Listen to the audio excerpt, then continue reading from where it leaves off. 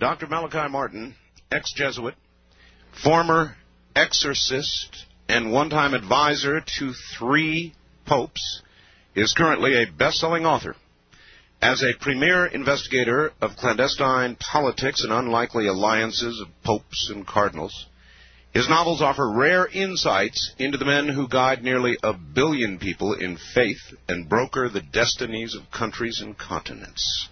As a member of the Vatican Intelligence Network, I didn't know they had one, under Pope John XXIII, Martin helped extend the church into Iron Curtain countries. In 1964, concerned about the corrupting influences of power, Martin was released from his vows of poverty and obedience after 25 years as a Jesuit. He left Rome for New York, where he did odd jobs until a Guggenheim Fellowship enabled him to write his first bestseller, Hostage to the Devil. It was followed by The Final Conclave, Vatican, 3 popes, and the Cardinal, The Keys of This Blood, The Jesuits, and apparently many others. He's a very prolific author. To give you some idea of how he is reviewed, Forbes magazine said, "No spiritual journey is complete without a Vatican page-turner by Malachi Martin." Sacramento Bee said, "It is to Martin's credit that his real-life fictional cardinals have flesh, blood, and bone, sometimes the heart of a South Chicago ward healer." The Dallas Morning News said, "In biblical times, they would have called him a prophet." Publishers Weekly said, "It is impossible not to be impressed with Martin's profound knowledge of men, issues, and history." I could go on and on and on and on. For 30 years, as a Catholic priest, Dr. Martin did exorcisms. So from New York City, staying up late, here is Dr. Malachi Martin. Doctor, welcome to the program. Well, good morning there, Art. How are you? Oh, I am very well, and I am so honored to have you here. No, I'm really privileged to be talking on this vast network. It is really universal. It really is universal now. It's amazing. I heard you describe it from north to south to east to west. Oh, yes. Covers a lot of territory. I'm not, my background, Doctor, is not Catholicism. I'm not Catholic. My wife is. Mm-hmm. So I'm going to stumble and bumble, and I hope you'll bear with me. I doubt if you could stumble and bumble in anything. But anyway, we'll take that as a simple statement. And take this also as a simple statement. Many years ago now, you can tell me how many, yes. The movie The Exorcist came out. Yes. It was the first of its kind, really. Major movies, and it scared the hell out of me. Be honest with you. And as no movie, even with all their horrible little monsters, ever has since. And I'm not sure why. Funny? Isn't that funny? Isn't that interesting? I find that very curious. I really do. Even more than any of the Dracula and the Frankenstein films. Even more than the movies with Alien, where monsters are popping out of people's bellies and all sorts of horrible things. Yes. And I think the reason is because I viewed The Exorcist as real. Yes, I think so. And it did touch on a chord, the existence of a demon, which could, on occasion, inhabit the body of some human being. I think that might be the element. And it was set also, that particular picture was set in Washington, real lifetime Washington, and you had real live-looking characters undergoing these horrible contortions and distortions. So I suppose it did. The fact is, Art, that at the back of our consciousness, at least in, I was going to say in the West, but then I know it's the same in India, it's the same in China, it's the same in Japan, and in Latin America. At the back of our consciousness, there's always a fear of the evil one. Yes. Well, there may be a reason for that. The evil one. Now, let me start there by asking you, is there a difference between possession by the devil and possession by a demon? Yes, there is. you see, the mythology or the legend or the doctrine or the teaching, whichever you want to regard it as, it holds that there is a major evil spirit called Lucifer. And there is another one called Satan. And they are accompanied by, or they are among, many, many smaller demons. And these do attack and possess human beings in their will and their intellect. That's the general sort of picture you get from books and studies and doctrine and teaching about the devil and about evil. And I think, what I was saying was that I think at the edge of our consciousness there's always the fear that perhaps indeed there is such a thing. If we don't believe it. We Catholics do hold it, and Christians in general do hold it, but there's a consciousness, there's some evil spirit at work. It could be in our world, and we're afraid of it. And that it can, according to the belief in many parts of the world and in many parts of history of man, there is the possibility of being possessed, of one's body being dominated by such an evil spirit and used for nefarious ends. Doctor, is the devil a fallen angel? Is that correct? That's the idea. They are all fallen angels. The idea is that once upon a time, 1/3 of the angels of God revolted against him and were condemned to hell and became demons. What was the purpose of that rebellion, Doctor? The purpose of the rebellion was simply the ambition of one spirit, Lucifer, the son of the dawn, that's what his name means, the light bearer or the son of the dawn, who said, I will not serve. I will be equal to God. And he was opposed by one spirit who said, who is like unto God? And that's the name of Michael, Mikael, who is like unto God. Mm-hmm. And there was supposedly this huge battle between the spirits, and the demons lost. And Michael and those fighting for God won. And forever the fallen angels, those who rebelled, are condemned to hell and condemned to be evil and to promote evil amongst human beings. How do we, human beings, fit into the picture? It's almost as though the war is over human beings. Yes, it is over human beings. The teaching is that once upon a time God envisaged the world inhabited by men and women and served by angels. But when Lucifer and Satan and the other demons, then angels, were asked to collaborate and cooperate and serve human beings, especially one particular human being who would be God, namely Christ, Jesus of Nazareth, they said, no, we are angels, we are superior to these material beings. We haven't got their limitations, and we don't die, and we haven't got material bodies, we are pure spirits. So they were destined originally to serve human beings, and they refused. Doctor, when did you how old were you when you became a priest? I was 33. 33. 33, and that was in 1954. And when did you first encounter, as a young priest, how did you encounter anybody who was possessed? I know you have done, how many exorcisms have you done? I've done thousands of minor exorcisms and about a couple of hundred major ones. Major ones in duration and in intensity are difficult, very difficult, and they're far fewer than the thousands of exorcisms you do every year. Exorcisms against various ailments like, for instance, persecution complex, where you're really being obsessed by a devil or a demon, mm-hmm. or alcoholism, or as the human ills. The list is enormous. Now, I first of all came across it in Cairo. That was the first time that I assisted at an exorcism. Cairo, Egypt. Cairo, Egypt. I was there. I originally started off as an archaeologist, and I was an expert in handwriting, ancient handwriting about the time of Abraham. That's about 1700 BC. That's about, 3,000-something years ago. Yes, sir. And I was roped in one evening because an exorcism which was taking place in the poorer quarter of Cairo, the assistant to the exorcist, there's always an exorcist and an assistant, the assistant had fallen ill, and I was asked to substitute. And that was my first experience.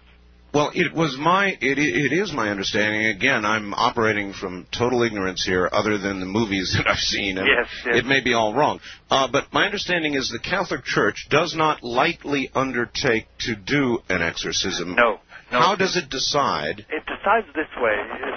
All right, so somebody comes to the church authorities and saying, look, my uncle, my brother, my wife, my sister, whatever it is, they are showing very funny signs.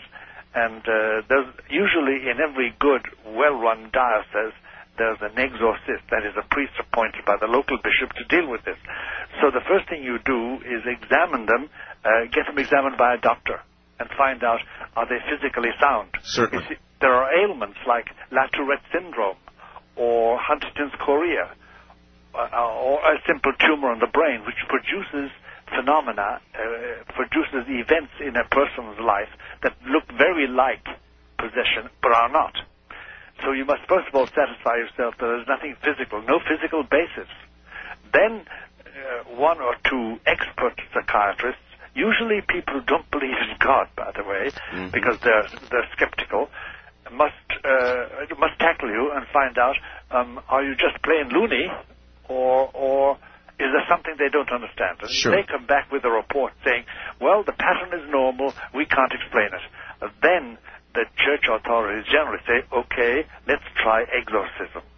And in the first 20 minutes, believe you me, in the first 20 minutes, everybody at an exorcism ceremony knows whether it's genuine or not. It's quite clear. In the longest or the hardest exorcisms, how long typically might it go on? It can go on for the classic one in the United States was about 2.5 years long. 2.5 years? 2.5 years, yeah. It's been written up very recently by a simple reporter who simply chronicled the entire thing. But I've assisted at ones which went on for, 17 weeks. My goodness. We measure it in weeks. Sometimes it's only a week. Sometimes it's only hours. It depends. It depends on the tenacity of the demon in possession. It depends on the antecedents of the person.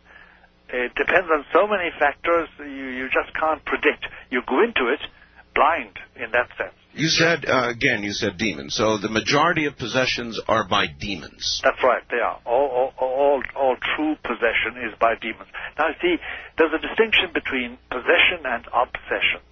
Obsession is where somebody is being bothered continually by, for instance, cases I have in hand at the present moment are people who are bothered continually by appearances of animals with human faces bothering them, or pressures on them at night when they want to go to sleep. Yes. And funny faces and funny things happening to them. And you finally, when you rationalize it all and had the person examined physically and mentally, you come to the conclusion there are objective events taking place, and they are being bothered and obsessed by a demon, and then you set about chasing that demon away. Of those that have gone past the medical doctor and yes. the psychiatrists, yes. what percentage would you say turn out to be actual cases of possession? My experience would say about 80%. 80%. 80%. Then I would also ask, you said examined by two psychiatrists who right. do not necessarily believe in God. That's right. Generally, I've always tried to use the services and the skills of psychiatrists who will tell you I'm an atheist. You know, I really don't believe practically in God. Really? So, well, they're not influenced, therefore, by any prejudice. So then there is a good use for even the atheist. There is. Although I must tell you that I've only found one or two psychiatrists who wanted to assist at an exorcism, and generally, one of them I wrote about, Dr. Hammond. He simply gave up all psychiatry. He did. once he went into the real thing. Yes. My question was going to be, how many people who thought they were possessed were diagnosed, in your opinion, incorrectly by psychiatrists who might tend to, because of their own prejudice, want to claim this apparent malady as their own territory? So how many never made it to you because they were incorrectly diagnosed? A very great number, especially when we come down to a thing called MPDs. It's an abbreviation used by psychiatrists for multiple personality disorders. That is, say, let's take the name Hilda, and Hilda says that she becomes Mary in certain occasions, then she becomes Joan on other occasions, and she becomes Geraldine on third occasion, multiple personality disorder. And for a long time, MPDs were simply analyzed as MPDs. And then, under certain circumstances, they began to find out that it was much more than that. It was a case of demonic possession. And that has to be very carefully distinguished, because you can make a dreadful mistake and think a true MPD is possessed, or vice versa, that a person really possessed is an MPD. Well, then I would ask, I guess, can a person be possessed by more than one entity? Oh, yes, and the same demon can possess three people at the same time. Oh, my. It all depends. The variation is tremendous. And nobody, you see, Art, this is a very dirty, unhealthy, inhuman, insalubrious, wicked, and unnatural process and event. And nobody should touch it with a barge pole except somebody trained, and even then to be very careful, because it's highly dangerous. For instance, if you start any nonsense, real exorcism, and a lot of people don't know the difference between that and therapy, the difference between that and prayer, healing prayer, deliverance prayer, as they call it. But if you start something like that and don't finish it, you're going to have trouble for the rest of your life. Well, I was going to ask you about the danger to yourself, and I will do that when we come back. Dr. Martin, stand by. We'll come back to you in a moment. Back now to Dr. Malachi Martin. Doctor, are you there? Of course I am. Good. I'm into everything. I'm fascinated. Doctor, is there now, or is there going to be, an Antichrist? Whether there is now is a question. There is going to be an Antichrist, and I think the best thing we can do is talk about his public appearance. All right. Because he may already be in existence. For me to say he is in existence would immediately provoke the questions, where is he and what is he doing? Yes. And I want to avoid that. Yes. But he will be manifest publicly within a reasonable amount of time.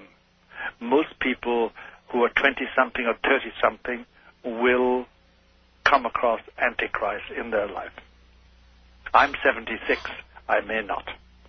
How will we know him? We will know him by two main qualities. First of all, he will arrive at a time when we as a race have what looks like insuperable problems. Supposing we discover we have really insuperable environmental problems. Yeah, yes, sir. Supposing we find we have insuperable health problems, a disease, yes, wasting nation after nation. That's the first thing. He will have solutions for those problems. He will have wise solutions that are real solutions. And number two, the result of his intervention and the results of his solutions will be such that people will say, you must be God. And he will accept that attribute. He will accept that. Yes, he will accept that. Those are the three marks of the Antichrist. Well, you've already done it to me. You're already giving me chills. I've been a talk show host, Doctor, for about, in this incarnation, 13 years. That's a long time. Doing this program.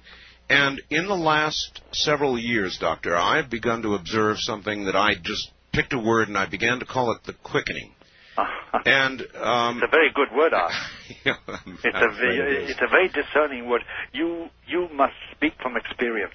Well, you must. I speak from watching the news of what man is doing by the day, yes. Doctor. And by this quickening, I mean socially. I'm watching these horrible things happening.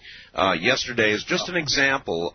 In Sacramento, a man was holed up and killed his 2 children in front of his wife, and then in front of his wife killed himself. This kind of senseless, mindless, unbelievable behavior socially. And it's not isolated. My God. I know it's not isolated. Politically, Doctor, I look around and I see no sense to what is going on. We have lost our way. We have lost our way. There's no doubt about that.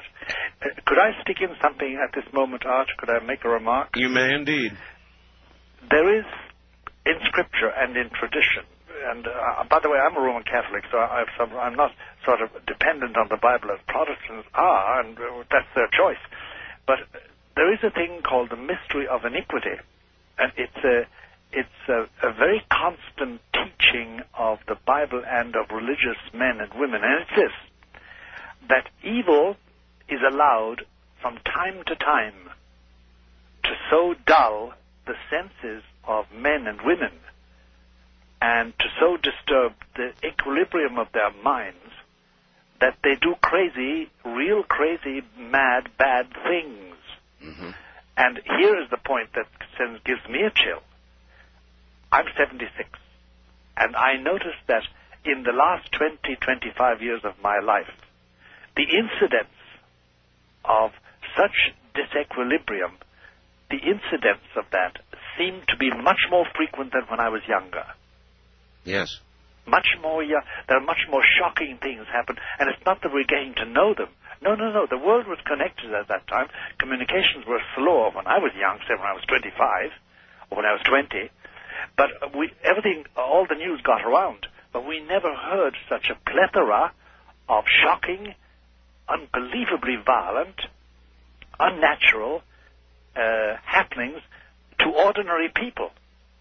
So the mystery of iniquity seems to be pressuring, and the idea in the teaching about the mystery of iniquity is that there is a darkness, a mental darkness that closes in and makes ordinary people do the most extraordinary and shocking things. Well, that's one part of it, a horrible, scary part of it, but also you mentioned the environment. Yeah. I've been monitoring stories lately, Doctor, about the ozone, about deformed frogs, which are said to be an indicator species. I have had people on from various disciplines that you may not agree with who call themselves remote viewers, to prophets, to Native Americans, and frankly, they all tell a very similar story with regard to what they think is immediately in front of us in the next few years. I happen to agree with them. I happen to have gone further in my thought than merely agreeing with them. I think there is a case of radiation. I think that we are being radiated in such a way that it distorts the chemical balance of our system, our mental system. And that slowly but surely, a vast section of the public is being dulled, doesn't see what's happening. Yes. Doesn't realize what is being done to them. These slowly boiling frog. That's right. I mean, the frogs thereby. There was one example of a frog reported here in all our papers in North America, of a frog with one eye in its head and the other in its mouth. Yes, I know. The distortion, the complete ruination of nature. I'm afraid I can tell you more, Father, from the north-central part of the United States, across to Vermont, to Montreal, even in Japan now. Yes. Deformed frogs with 4 to 6 legs, as you pointed out, eyes in throats, missing eyes, and I could go on and on. Horrible deformities. Something's happening. Well, and then, by the way, we should also add things we are not told in public. The deformed babies that are born in a section of Europe which is also covered by the Chernobyl explosion, but also simply happening, deformations of adults as well as children. And they're not reported widely. Doctor, a report 2 days ago from London of an abnormal amount of deformed fetuses in Britain. Britain is experiencing more radiation, ultraviolet radiation, as a result of depletion of the ozone right now than are we. Sure. Then, by the way, there's a thing because we're touching a sacred cow when we touch on it, and that's nuclear energy. Yes, sir. I'm firmly convinced from the evidence that, and the evidence by reputable scientists, these are not crackpots. They're men who have engaged in Nobel Prize activities in chemistry and in physiology and economics, and they can point out the effect of radiation on the human frame, especially on those parts of the brain that deal with moral and ethical judgment. And it's a bit frightening because it means that the rise in criminality, the distinct rise in criminality, recidivism, constant crime and doing, and horrible crimes with no reason at all but simply cruelty, is some deformation of nature in itself. And I'm afraid it's on the increase, not on the decrease. Is it reasonable to ask you when a human being is possessed by a demon, what is the purpose of the possession of an individual?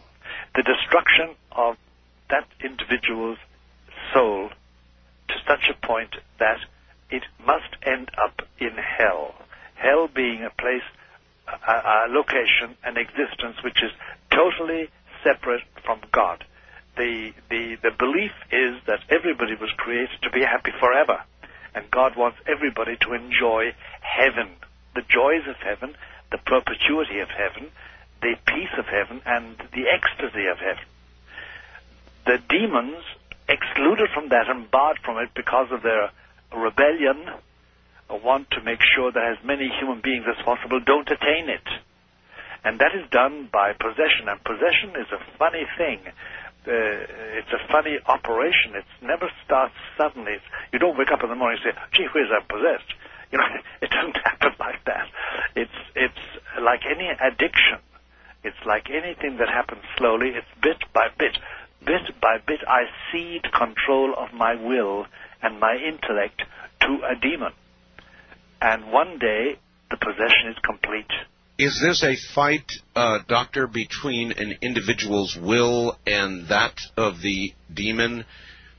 Well, usually, to be more accurate, it's a fight between the will of the exorcist and the will of the demon. Well, I guess I meant before you or somebody like yourself has met up with this possessed individual, as the process of takeover is underway, is it a fight between the persons? Yes. Yes, it is, between the person's will and the demon intending to possess. Usually the tendency or the attempt to possess is through deception. For instance, we have, in the northeast corner of America, since 1975, we've had a huge increase in the following type of possession. A young man, say 30-something, 40-something, a young woman, will come and say, look, when I was in college, when I was studying, when I took up residence as a doctor, a lawyer, whatever it was, I made a pact with the devil. I needed money. I needed a position. And I asked him to help me, and he did, but he took over my will and my mind. Now I want to get rid of it. How do I get rid of it?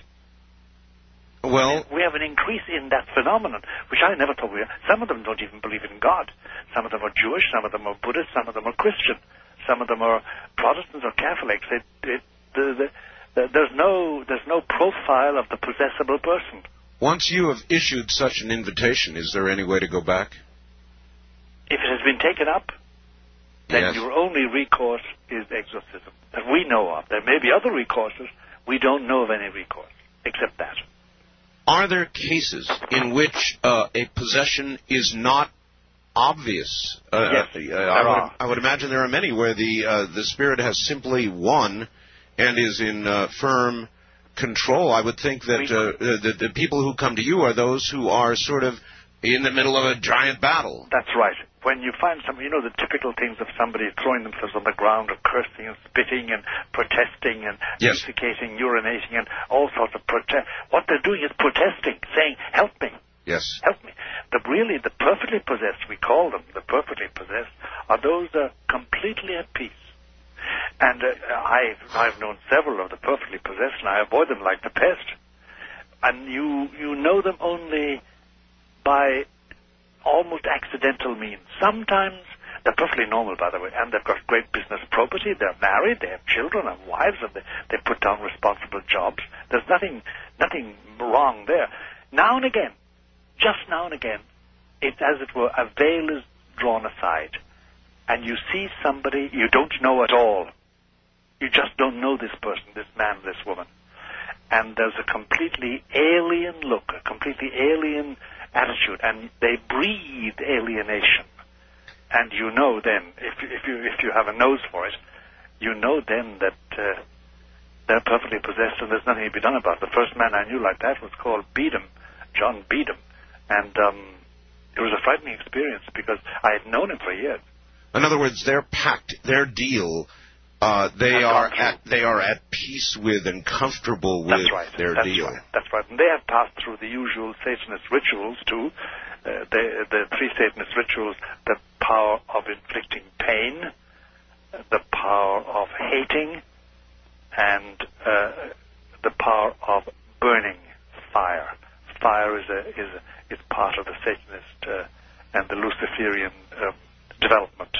And they've passed through all those with flying colors. Doctor, I want to circle back for a second. Sure. You scared me quite well. You said, and this was going to be a major question for you this morning. Yes. I talked to you about the quickening. Yes. I didn't even get to all the facets. To Yes. me, it's many, many things. But you said there was a huge increase Yes. in the number of possessions, and I was going to ask you that. To me, that just adds to the pile. That is true. There's more now. It's about, since 1975, when I really started in earnest exorcisms in the United States, it's about 800% increase in frequency. Oh, in my. frequency. And it's extraordinary. It's extraordinary. And one part of the phenomenon is this, Art, that now, for the first time, exorcists and psychiatrists are working closely together. And I work with psychiatrists. I do the spiritual side of it, and they do the psychiatric end of it. There's always a psychiatric preparation and follow-up after an exorcism. You mentioned that one psychiatrist simply gave up psychiatry. That's right. I gave him a code name of Hammond. That's not his real name. But he was very, very skeptical about it all. And finally I said, okay, doctor, look, if you insist, but you must have some protection. He wasn't a Catholic, by the way. But he was a very honest, sincere man. I didn't mean but. He was. And once he went through it, that was it. He would never touch another possessed person. He would never touch psychiatry ever again. He went off and did something else. He was a qualified doctor and became an only MD. And confined himself to that. Doctor, how frequently do you think psychiatrists who are treating patients, or what percentage of their patients might indeed, instead of suffering psychiatric problems, be suffering some form of possession? Well over 50% of the cases I have observed. Wow. Well over 50% are really possessed by demons, and of course nothing can be done about it. They're diagnosed as schizophrenic or as MPDs or as whatever, and there's no succor for them. There is no succor or help for them at all. When you have done your job, and when we come back from the top of the hour, we'll talk about what an actual exorcism is like. I guess I want to know. But when you have done your job, yes, and it's all over, and the demon leaves, yes, where does that demon go? Well, let me gently but firmly sort of put in a corrective there, Art, from the point of view of an expert. The demon has been deprived of a place, a location, a person, a human person, in which to exercise power. Therefore, they're confined to where they originally were, which is hell. They go back merely to suffering, because their suffering is intense and perpetual and non-stop. They have had a chance of exercising power outside of their tortures, and indeed, the evil they inflict is a way of their getting their own back in some way or other, even though it doesn't relieve their pain. So they are punished for their failure. That's right. They're punished. And that's why in the Gospels, for instance, you have the evil spirit saying to Jesus, no, don't send us back to hell. Send us into these pigs. Do you remember the swine of Gerasene? Yes. And they rushed over the precipice into the water and drowned themselves. They could possess something. There's a sort of relief, a temporary relief in not being condemned purely and simply to suffer in hell. And therefore they want something to inhabit. And Christ himself said that, and St. Paul says, and St. Peter, and lots of things in the New Testament say that the devil goes around seeking whom he may devour, like a lion, whom he may possess. And I must tell you that the enormous increase, about 800% over what it used to be in our small area, because it's only a small area we do, the northeast corner. Mm-hmm. And it is a huge increase. And here's one more thing to say, Art, which may sort of provoke a whole string of questions. Possession of the real diabolic kind is generational. Generational. Aha. It's generational. Passed on. It's passed on by training. And it's a dreadful thing when somebody comes in who are perfectly respectable, good, normal American families, and they have reared their children to be Satanists and to accept possession, and they would, unless they stopped themselves, pass it on to their children. And it's been going on for well over 200 years. All right, Doctor, hold it right there. Relax. You've got 8 or 9 minutes. I need 8 or 9 minutes after this. And we'll be right back. And when we come back, we will ask you about that, and we will ask you about an actual... All right, let me tell you a little bit about Dr. Malachi Martin. For those of you who just joined, Malachi Martin, ex-Jesuit, former exorcist, one-time advisor to 3 popes, presently a best-selling author, as a premier investigator of clandestine politics, unlikely alliances of popes and cardinals. His novels offer rare insights into the men who guide nearly 1 billion people in faith and broker the destinies of countries and continents.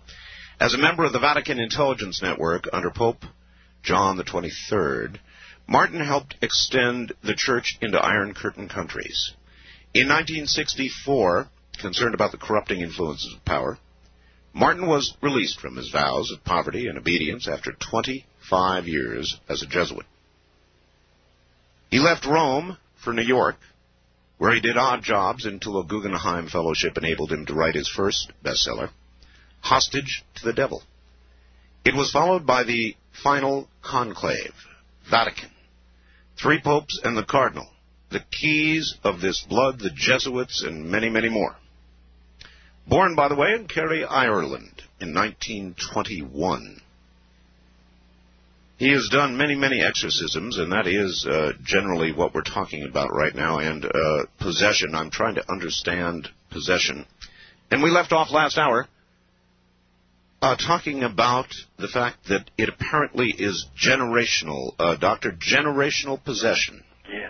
Yes. It's... Let me explain that. It's not that possession is passed on with semen, passed on with genes. No. It's that the same demon inhabits the members of the same family for generations, consensually. He is nourished by them and kept by them and satisfied with them. The children are trained in it, and they perpetuate it in their children. It has gone on for generations. It's generational. And sometimes unwillingly, we have cases in hand, for instance, of daughters to whom their mother attached her familiar, her evil spirit, and then we have the job of ridding them of that.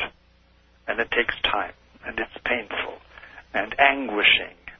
How does a person know? Does a person know? I mean, is in the mind or the soul of the possessed? Yes. Is there always knowledge of that possession? There is, but it can be limited knowledge. It can also be inhibited knowledge. Some of them can't even tell you about it. Some of them can. It depends on the particular type of demon. There are many types of demons. Some of them are quite intelligent. Some of them are very stupid. Most of them are specialized in one thing and one thing only, and that's all they can do. And it's a reflection of some gift as angels which they had, now distorted as demons. And in these matters, as in everything connected with it, go to the experts. Don't try and do it yourself. Yes. And then do not... there's a big confusion out which we should clear up for everybody, and it's this. There are many healers and deliverance experts, and many people will undergo lengthy prayers and incensings and various ceremonies. But the truth is this, the horrible truth is this, that if there is a demon in your life, and he dictates your behavior at least in one province of life, one area of life, he can only be expelled by direct confrontation, by somebody with authority to expel him. Now, so when I say him, of course, spirits have no sex. They're not male or female. I just use him in the generic sense of the English word. But it's the confrontation. It's not a prayer. Gee whiz, if it was a prayer, it would be very simple to get rid of them. All right, this is something I want to ask about, if I might for a moment, Doctor. Sure.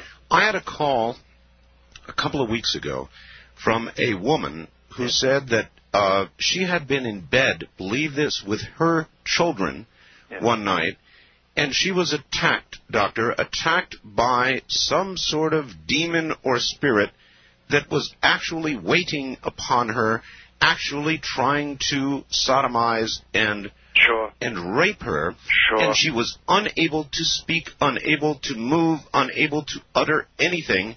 And in the middle of this attack, the phone rang, the answering machine came on, somebody's voice began speaking, and whatever it was left. Now, she said that the only way this thing would leave, and she had been attacked many times, was if she audibilized some sort of something. And she said, I sat there and I prayed and I asked God to cast off whatever this was. Yes.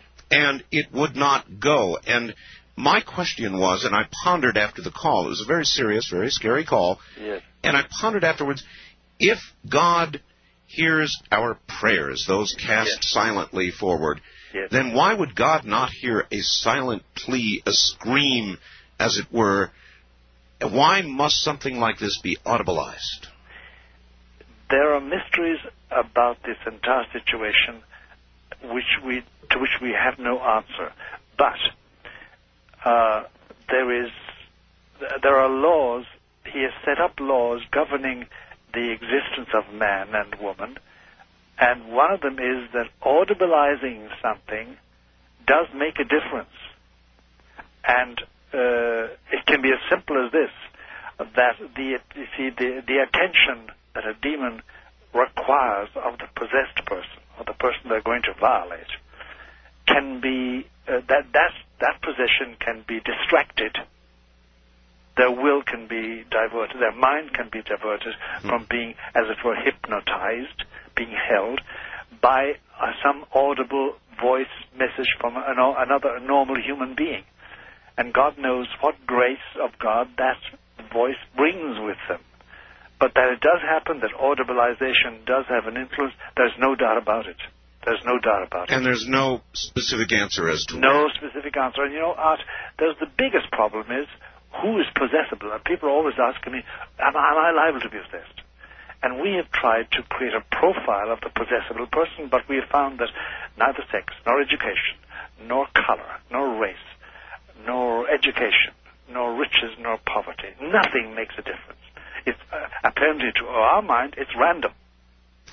Random choice. I know very naughty people yes. who are not a bit possessed. They're just very naughty men and women.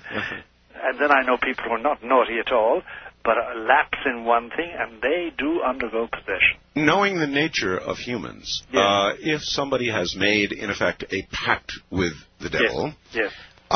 Is it not more likely that those cases of possession would more frequently than not be the rich, the powerful, those who have attained great material success or wealth? You would think so, Art, but you would, yes. De facto, no.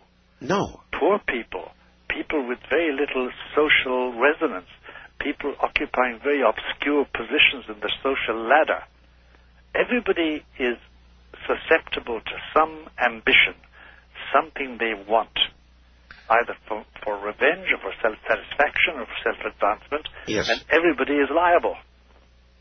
So the pact could be something as simple as the wanting or the wishing of a mate or the attention of somebody of the opposite sex, or that's right, to get married. To get married. To get this man, to get this woman. Yes. You see, for instance, if I could do this now, I want to take the following example, but with great care.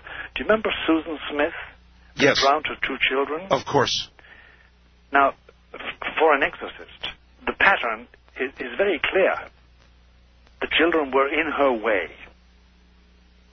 Yes. Of her ambition, whatever that ambition was. It concerned a young man. Yes, it did.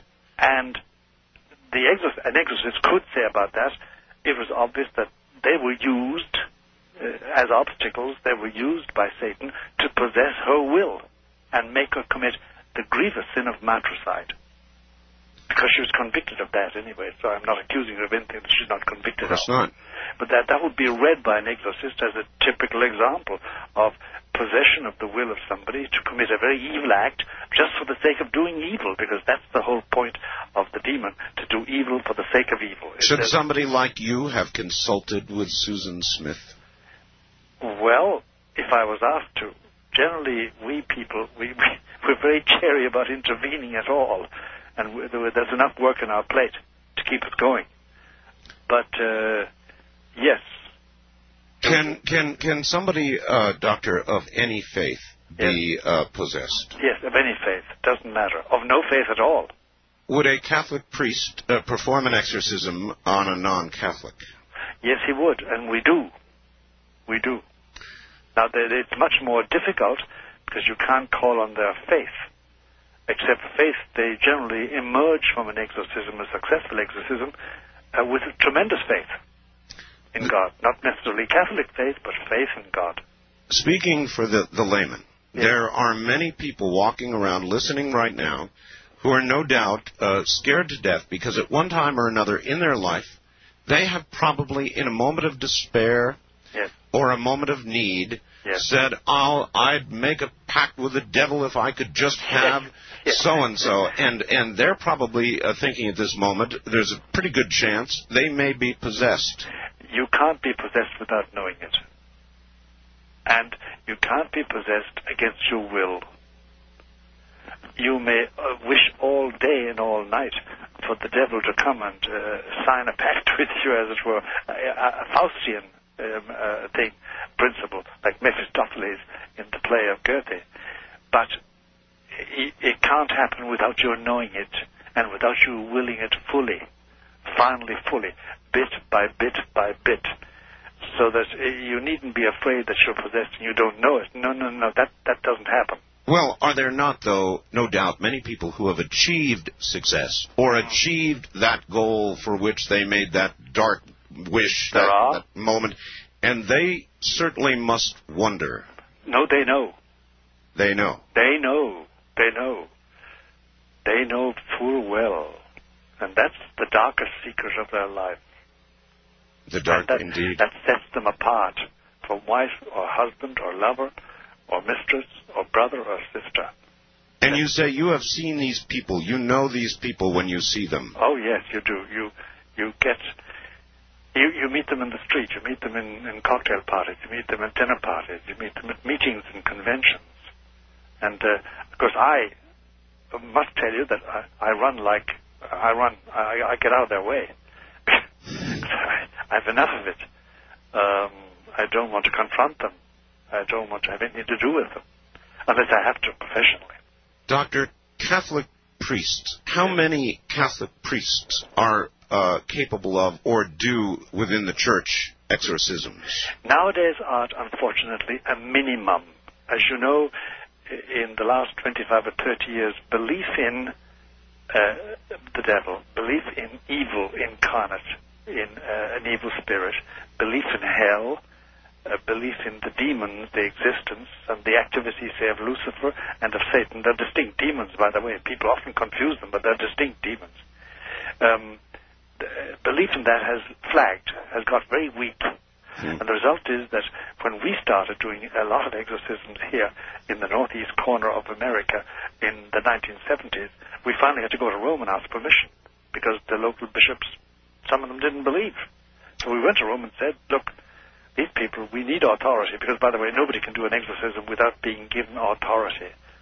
And it must be a bishop gives authority. So we had to go and get special permission from Rome to do it because we couldn't get it here. Now, some bishops do believe, some bishops don't believe, some priests do believe, some priests don't believe. Most of them want to have nothing to do with it. They know little and they want to know less.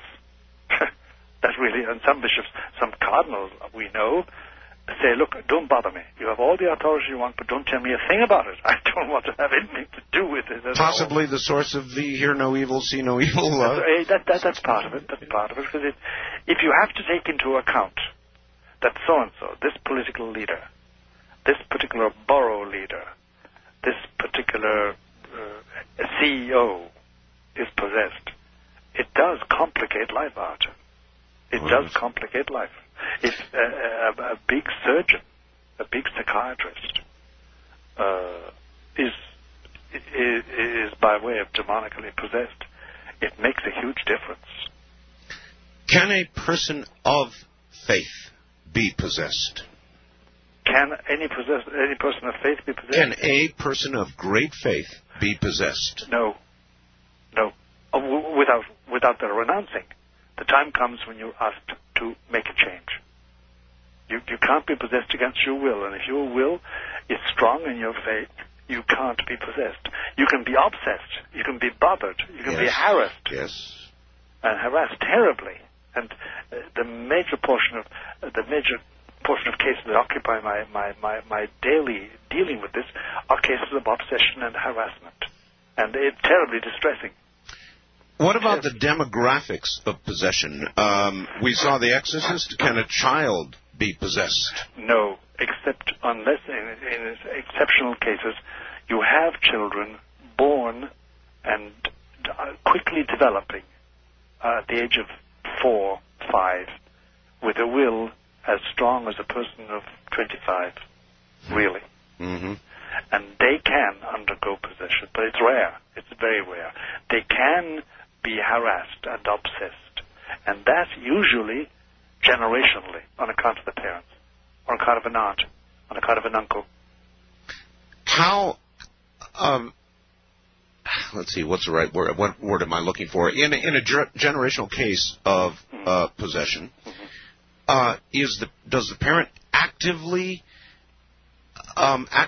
teach this child in the dark way? Is it? Oh yes, they assign the child to their demon.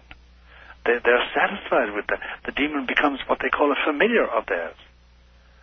And they give it a name. They call it Philip, they call it George, they call it John, they call it James, they call it Mary, whatever. And they assign the child to it. They teach the child to do obeisance to it. And they make the child participate in ceremonies, say Satanist ceremonies. Wow. There's a lot of that going on in America today? A lot. It's very hard to say a lot. That it goes on continually and sustainedly in certain areas, yes. And whether it's Boston or whether it's Montana or California or New Mexico, the place doesn't matter. The place doesn't matter. I must confess to you that there is a lot of very impressive generational cases are found or have been found, not all, but a lot of such cases have been found amongst American families. The old traditional... Yeah.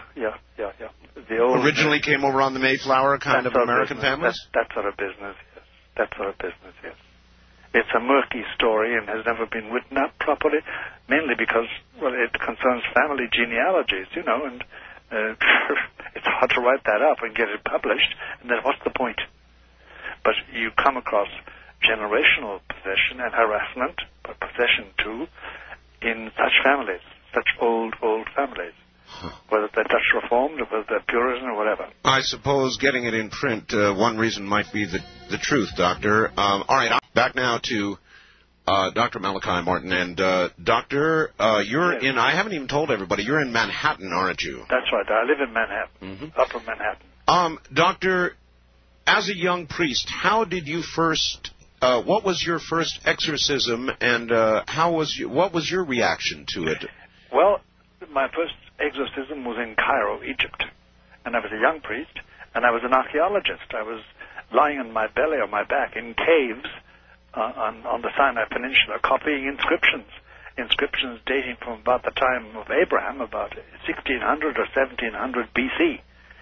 That's about, 3,000 years ago, more than 3,000 Long time ago, yes. And an exorcism was going on, and I didn't know it. When I came back down by plane and checked into Cairo, because I came down every couple of weeks to get a bath and to eat properly. Yes. Because we lived on goat's cheese and black coffee when we were up digging.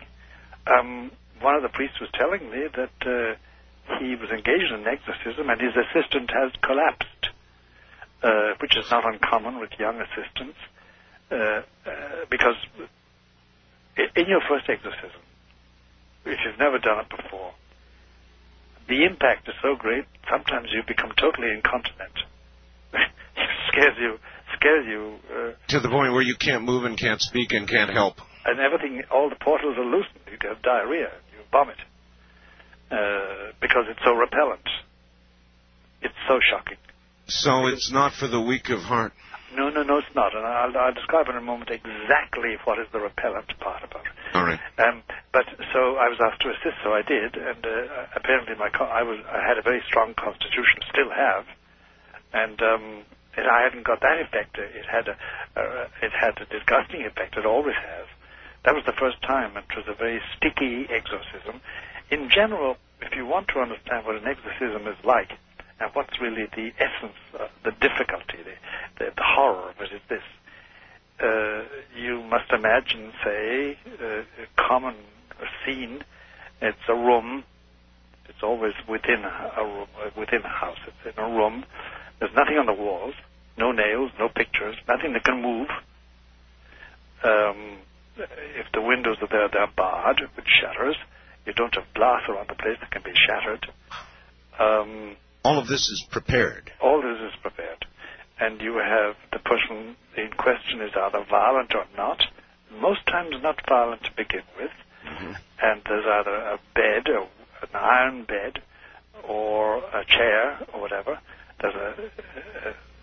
You have no table, but you have an exorcist with an assistant, and he has assistants there. The assistant is a priest, and then he has several other people, usually men, dressed in clothes that can take a lot of hardware, and they carry everything in their hands. They have to have a candle, and they have to have holy water, and they have to have the priest's a prayer book, etc. Mm-hmm. Now, here's the point. I said before that people undergo a psychiatric examination, undergo a medical examination, and finally people say, okay, let's try exorcism. Mm-hmm. And I said that within the first 20 minutes, you know if it's a real case of possession, and then you're into it, and you can't withdraw. You can't simply say, okay, boys, let's break up and see each other next Monday. You can't do that. Once you started, you've got to finish it. Or else what? Why? Or else you are pursued by that demon. You are pursued. The yes. exorcist. That's right. And everybody in that room has troubles. And the troubles can be extraordinary. I mean, I've seen assistants trying to hold somebody down and dropping the person and looking at each other because the person the possessed person and start telling one man what the other man did to his wife. Oh, boy. Well, yes, yes, we've been through that too. And sometimes it's a lie, sometimes it's true, sometimes it's an exaggeration. Anyway, but after the first 20 minutes, what happens? In that 20 minutes, the following happens. Now, the temperature of the room may change. There may be a horrible smell. There may not be a horrible smell. All those are incidental things. The olfactory experience or the heat and the cold experience. But here's the real point. At a certain moment, if it's really an exorcism, and if we are in the presence of a possessing spirit or a threatening spirit, demon, everybody in the room, the priest and his assistant and the assistants,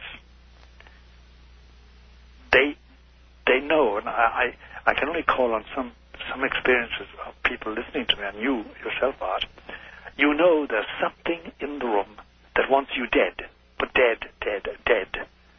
I mean, I've only been twice in my life threatened with real death, but really threatened. Once was in Czechoslovakia, and once was in America. And it's a horrible feeling knowing that unless something happens, you are going to die. Now! Yes. And that's it's like an invisible animal with claws, and it wants you dead. It really wants your life's blood. It wants you extinguished. Has it happened, Doctor? Has an assistant or an exorcist or anybody present at an exorcism ever been killed? Well, no, but they have died of heart attack. They've died of some form of internal health attack. None of them have been killed, exactly, except in one case. I wasn't present at it. There was a case in America where the person was flung out a window and defenestrated and killed 8 stories down. Well, out a window or a heart attack, it's dead. Yeah, it's dead. But the point is that the experience is everybody in the room suddenly knows. You don't even look at each other. You know. Especially if you've done exorcism before with the same team. You know, this is it. We're now in that presence. And the point is this. Here's the point I want to drive home. It's a confrontation. It's not a series of prayers, of pious wishes, and of deliverance and healing invocations. No. This is a confrontation between the exorcist's will and the possessing demon or the harassing demon. And thereby, then, there comes the conversation.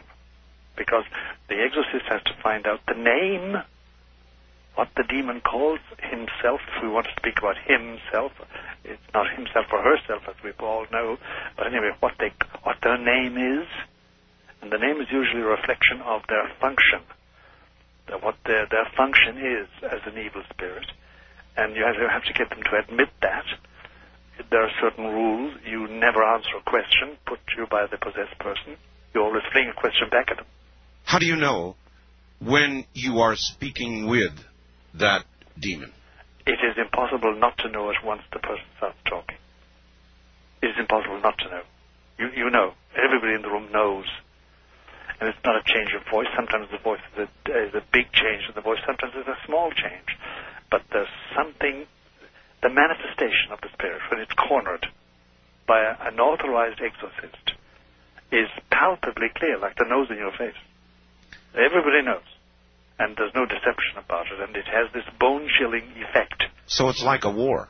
It's a war. Once it begins. It's a real confrontation. And this is where people make a mistake about treating with evil spirits. If they think or suspect or know that they're being bothered, they attempt to take it on themselves, and you can't do it. You have no authority. Well, I was going to say, this is one of those don't try it at home things. In other words, that's right. You don't sit by a bed and attempt yourself, not knowing what you're doing, to say a nice little prayer that this spirit will leave the body. You can do that if you want to, and it's okay to do it, and it does relieve the pressure and the tension, blah, blah, blah, blah, blah. But it does not dispossess a possessing spirit. It does not. For that, you need authority. And this is the difficulty that Buddhists and Jews and non-Catholics sometimes come to us and say, we've been trying exorcism and it doesn't work. And one would laugh if it weren't so pathetic at times. Because they must have it's only the authority of Christ can get rid of them, can get rid of the spirit. And takes place. And then that can be long or short. It can be a long game of cat and mouse, trying to trap the demon, trying to get it to conceal, and then it lapses into complete silence or violence. Doctor, we hear of successes at the end. The story usually ends well. Are there failures? Are there times There are failures where it's total failure. And that is calamitous, because then that means the person goes ahead possessed. It means that the exorcist has sacrificed something for nothing. Because let me explain something to your art, which is very hard to explain, but there are parallels, analogies in life that help. When you do exorcism, you give something which you can't get back. It's like, for instance, any parent who has reared children will tell you, "Oh, I gave them so much love." Yes. And they're not talking about money or food, but they're thinking about what they gave of themselves. You give of yourself in love and affection and devotion and planning, etc., etc. And you can't get it back. And no parent wants it back, really. Similarly, with an exorcism, the exorcist gives, a little part of him dies, put it like that, and goes away and waits for him in heaven. Little slice of death. Yes, a little slice. And, for instance, after a bad exorcism, I mean a long, unhealthy one, you don't eat very much for a couple of weeks, and you don't sleep very deeply either. You can't. You've been locked in combat with a very, very insalubrious, unhealthy, anti-human, hating spirit that has communicated with you. For those not of faith, are there, during the course of exorcisms, actual physical manifestations in or near the person or around the person or in the room, as in the movie? Do things ever move? Do you actually... Oh, yes, things move. If there's anything movable in the room, it's going to move. If there are nails on the wall, if there are pictures, if there are windows that can be broken, they'll probably be broken. If there's something which is weak, unbreakable, it can break. It can move. So you want to have a very bare situation completely. And even then, the exorcist is not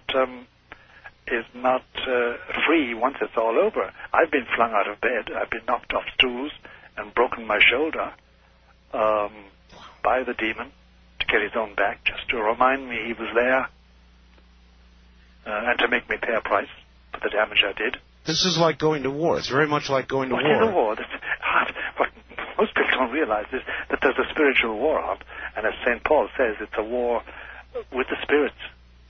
It's a war with the forces of evil, the invisible forces that want men's souls.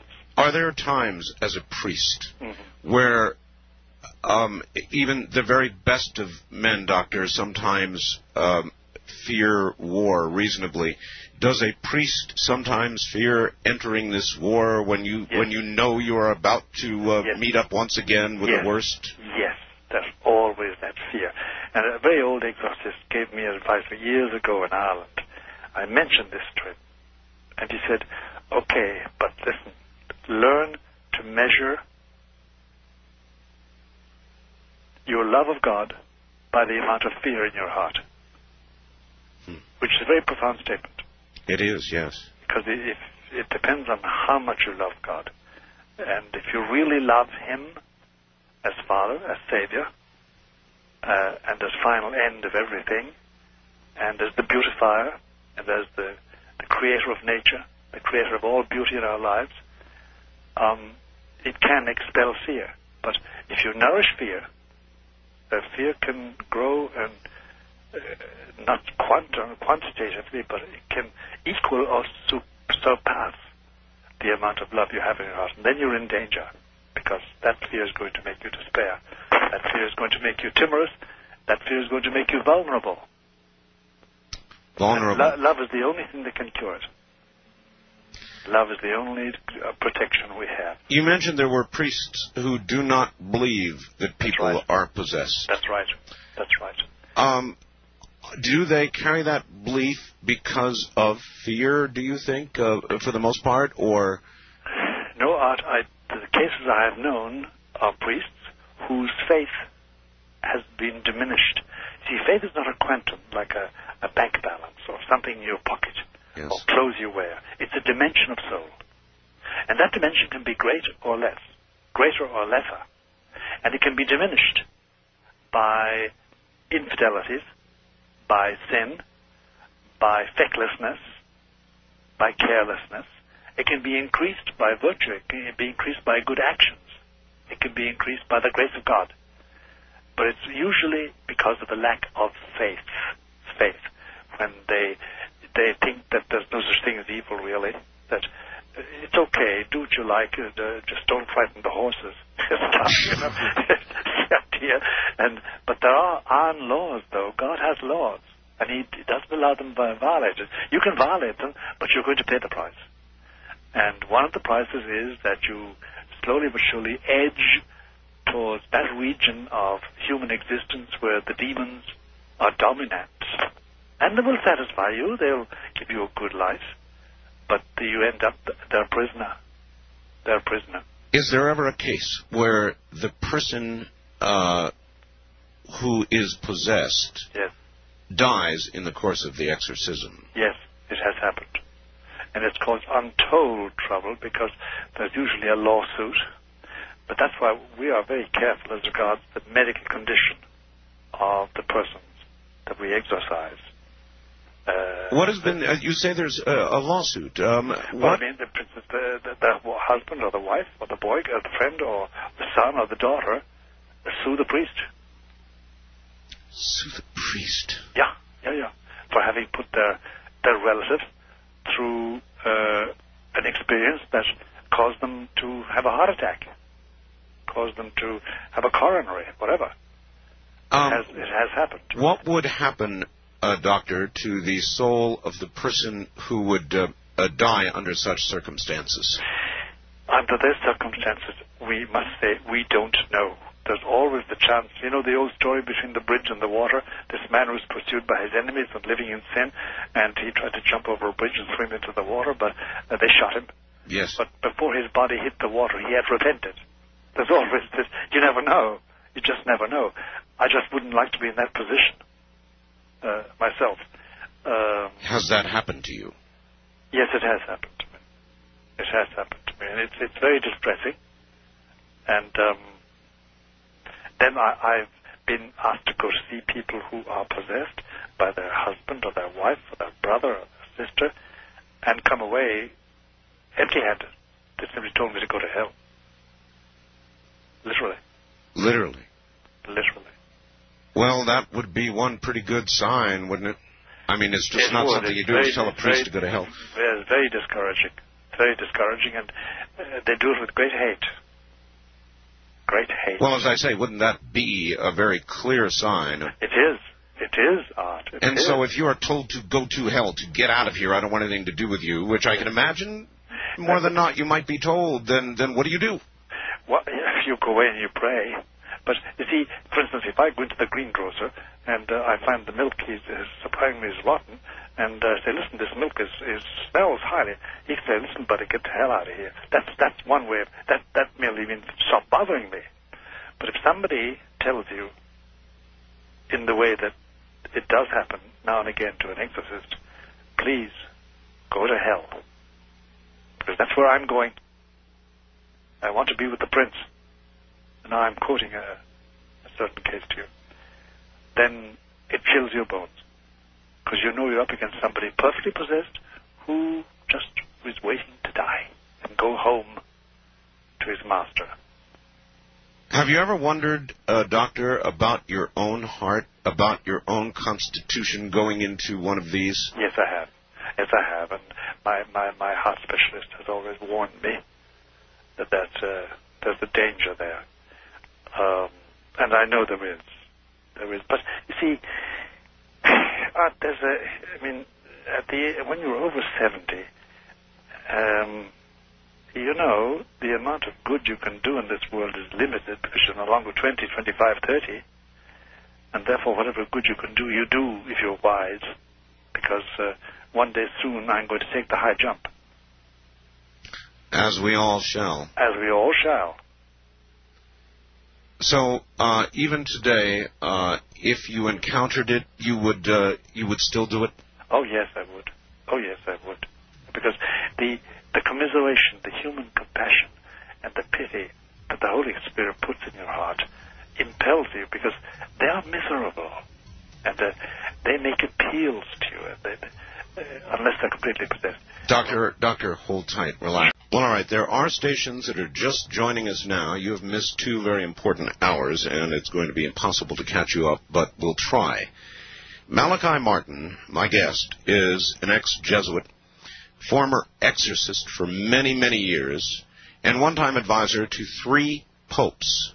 He is now a best-selling author as a premier investigator of the clandestine politics and unlikely alliances of popes and cardinals. Dr. Martin offers rare insights in his books into the men who guide nearly 1 billion people in faith and broker the destinies of countries and continents. As a member of the Vatican Intelligence Network under Pope John the 23rd, Martin helped extend the Church into Iron Curtain countries. In 1964, concerned about the corrupting influences of power, Martin was released from his vows of poverty and obedience after 25 years as a Jesuit. He left Rome for New York, where he did odd jobs until a Guggenheim Fellowship enabled him to write his first bestseller, Hostage to the Devil, followed by the final conclave, Vatican, 3 popes and the cardinal, the keys of this blood, the Jesuits, and others. He has been reviewed by many. Forbes said, "No spiritual journey is complete without a Vatican page-turner" by Malachi Martin. Sacramento Bee said, "It is to Martin's credit that his real-life fictional cardinals have flesh, bone, and blood, sometimes the heart of a South Chicago ward healer." The Dallas Morning News said, "In biblical times they would have called him a prophet." He just described in great detail what exorcisms are like. Doctor, are you there? How you've held up through great exorcisms. How are you holding up this morning? Very well indeed. I mean, this has been an exhilarating experience, Art. All right, I have a lady who would like to speak to you. She sent me a fax, Doctor, and I called her. She sent me the following. Yes. Art, please help me. If I'm not possessed, then I'm being harassed, tormented, used, abused, sodomized, all of it. I believe my mother promised me to her evil spirit. My family is an old American family. I converted to Judaism 30 years ago, and she sounded so much like somebody you described that I thought I would bring her on the air for a moment. Her name is Eva. Eva, are you there? Yes. You're on. My name is Eva. Eva, all right, Eva. I'm sorry, you're on the air with Dr. Martin. How do you do, Dr. Martin? Good morning, Eva. Can you hear me? Yes, very well. Yes, thank you. Good.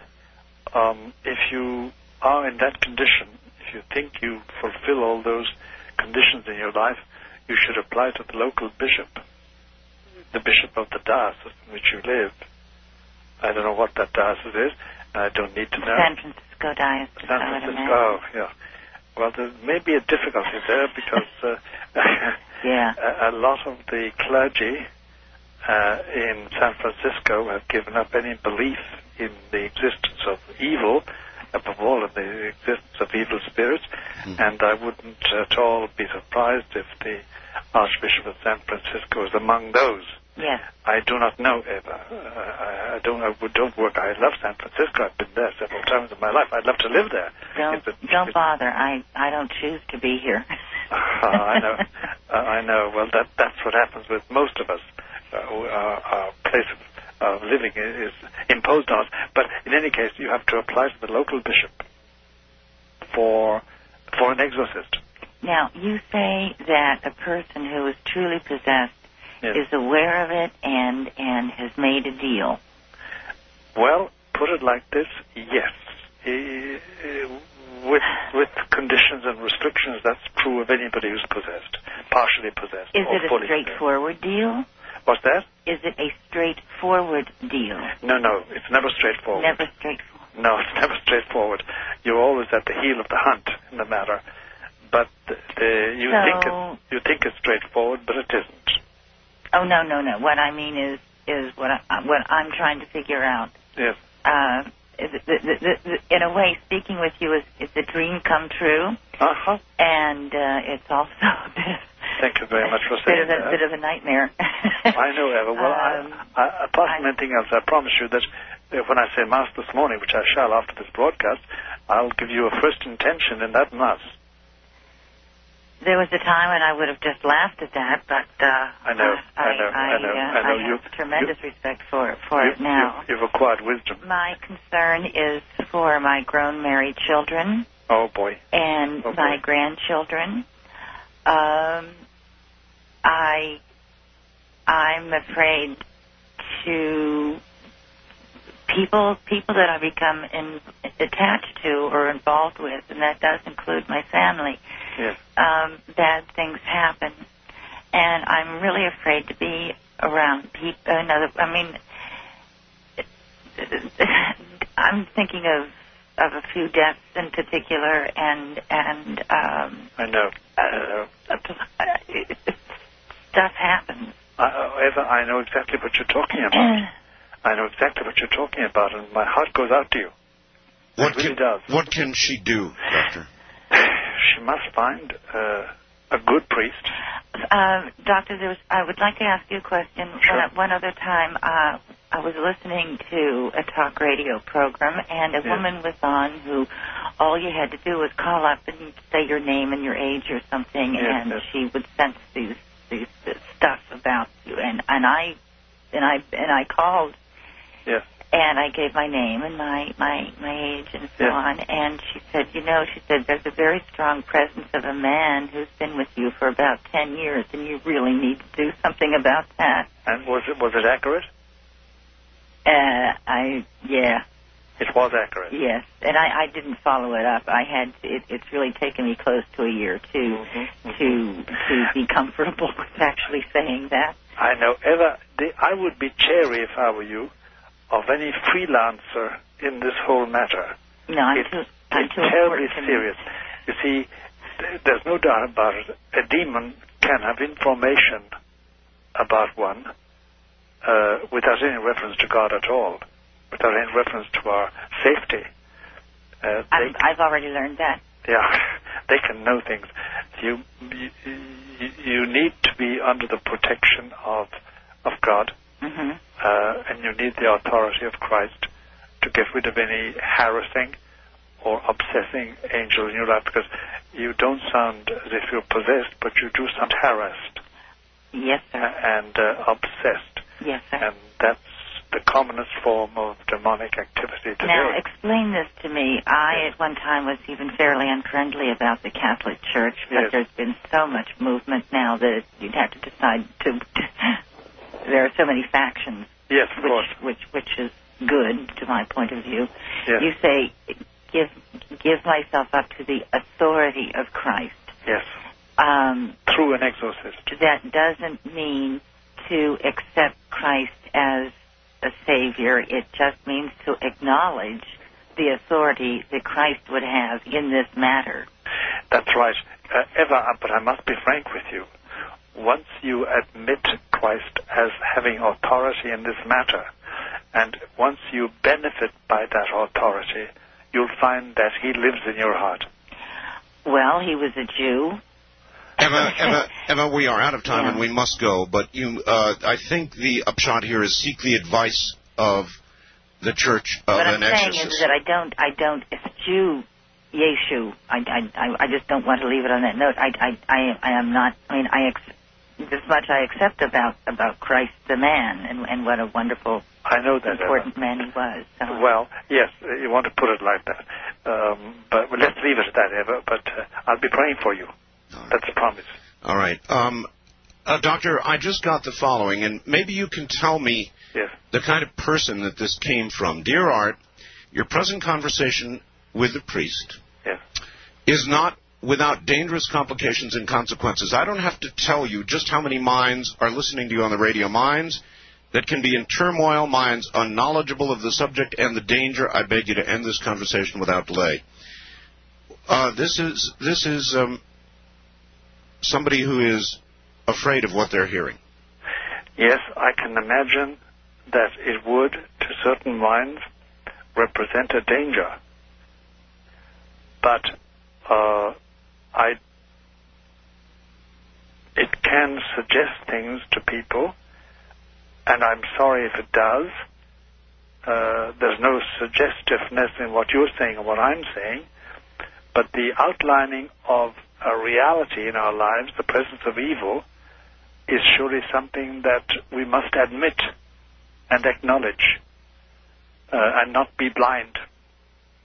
So I appreciate their fears, but I think they're ill-founded. Doctor, during the course of an exorcism, what things or messages do you typically hear from a demon? In that process, in that war, in that confrontation, what do you hear? You hear, if you lay yourself open to it, you hear reproaches about your life, your past life and your present life. If there's anything to be reproached, he will throw it at you like mud. Then you also hear, if you allow it to continue, an exorcist must control everything. You hear a lot about what it could be like if we weren't bothered about details like religion. You hear a lot of deceptive suggestions and of peacefulness, and let everybody think and do what they want to do, the message. Then in the extreme cases, you get total blasphemy. They go after you. They try to challenge your faith. Of course, and it's very subtle, and you mustn't be shook by that. You mustn't be shaken by that. You must be able to deal with it and never answer a question, never take up something shoved at you. Always be in control. Yeah, always give command. A priest is also a man with faults, with guilt, with all the things, perhaps fewer than the rest of us, but things that can be thrown into his face to make him weak. That's right, they can. And they can shame him, and they can weaken him. And for that reason, he needs to be virtuous. He needs not to have sin on his soul. He needs to have cleansed his soul in confession. He needs to be clean. If he's not clean, the demon will know it. Is it possible, as in that movie, The Exorcist, that the demon can move from the possessed to the exorcist? Yes. That's the danger. That's the danger. You can't have any truck with this unless you're in control. Do you remember doing exorcisms in which you weakened? Yes, I do, when I was momentarily shaken. Yes, by the shocking things said to me about God, about the angels, about heaven, about human beings, about human love above all. And the contempt and the despisement and the ridicule that human love is accorded by the demon when he really talks is something frightening. It's something frightening. And you realize then that all human love is useless unless it mirrors the love of God. So human love by itself is insufficient. It's insufficient. It can be ridiculed and mocked and imitated and reproduced falsely. When it is an echo of divine love, then it's divine. Speaking of false things, Doctor, is it possible or probable that a person taking drugs is more susceptible to the possibility of possession? Yes. In fact, there's a twist to that I'd like to give to it. You can, through exorcism, be rid of a drug habit. Because in many cases, not all, I'm sure, but in many cases, the lapse into a drug habit, the adoption of a drug habit, is the result of satanic influence, demonic activity. What you can get rid of it. What if you were to give out sort of a general piece of advice to people who are wondering about possession, what signs do you look for? This: if that in your life there is some imperative coming out of left field, not of your choice, but commanding you, urging you to do something, to yield, to be controlled, and know that that can herald demonic activity. For instance, let me explain something to you. We heard a lot for a long time, we still hear a lot about transcendental meditation, and the essence of it was that you made your mind blank. Yes. You know? Yes. And you channeled. The difficulty, Art, is this. If you do that, you are sitting duck. You open the door and say, come in. And the same thing with the Ouija board. And the same thing with many channeling activities. It is not necessarily the board itself, that's just cardboard, but that's right. When you use it in that manner, you're issuing an invitation. That's right, and you're saying, the door is open, please come in, whoever you are. You can't do that with impunity. You can't do that with impunity. And many a case we're dealing with today started with a simple thing as the Ouija board, used as a plaything. But it got serious. Mm-hmm. Then there are spiritual seances of the same kind. Channeling, waiting for the spirits to talk. Oh, they talk. Mm-hmm. Doctor, we talked about earlier the quickening. You talked about an increase in possession or exorcisms of 800%. 800%. Right. In what span of time have we seen this increase? Since about 1969 to 1989. In that time. It's a funny thing. A lot of things have happened in that time in the world and in the Church of Rome, my church, about which I've just written that book, Windswept House. And a lot of it is negative. There's a lot of negativity. And there's been a lot of bloodshed in that time, by the way. And there's been a lot of environmental damage. And surely Lucifer, who wants the death of the human race, will use any means, especially radiation, to destroy human hopes and human life. When we come back after the bottom of this hour, I would like to ask you whether we are approaching the final days. I want to ask you about the rapture. Okay. Back now to Dr. Malachi Martin in Manhattan. Doctor, in your second set of tapes concerning the storm and inside the Vatican, yes, you had pointed out that we are going to be chastised. This is from a gentleman in Beaumont, Texas. That we're going to be chastised. You said it can't be mitigated. There will be catastrophes, calamities, natural disasters. Great sections of humanity will be leveled. This is part of the third secret of Fatima in 1917, July 13th. But you implied this would be more in the distant future than in the deserted vineyard. You said very clearly this will occur, you believe, in the next 3 or 4 years. Yes. Yes. The time seems to be foreshortened as regards to what they call the chastisements, these punishments that are going to come upon us, and they indeed are starting in a remote fashion. But I expect them. One can always be wrong. In spite of my reputation, I'm not a prophet, Art, but I expect them between now and 2000. But not definitive, not the end of the world, not the coming of Antichrist, not the final judgment, not the rapture. A great change. A great change, however. A very great change. And, the old song, Keep Your Eyes on the Skies. I would keep my eyes on the skies from the beginning of this winter until the end of spring 97.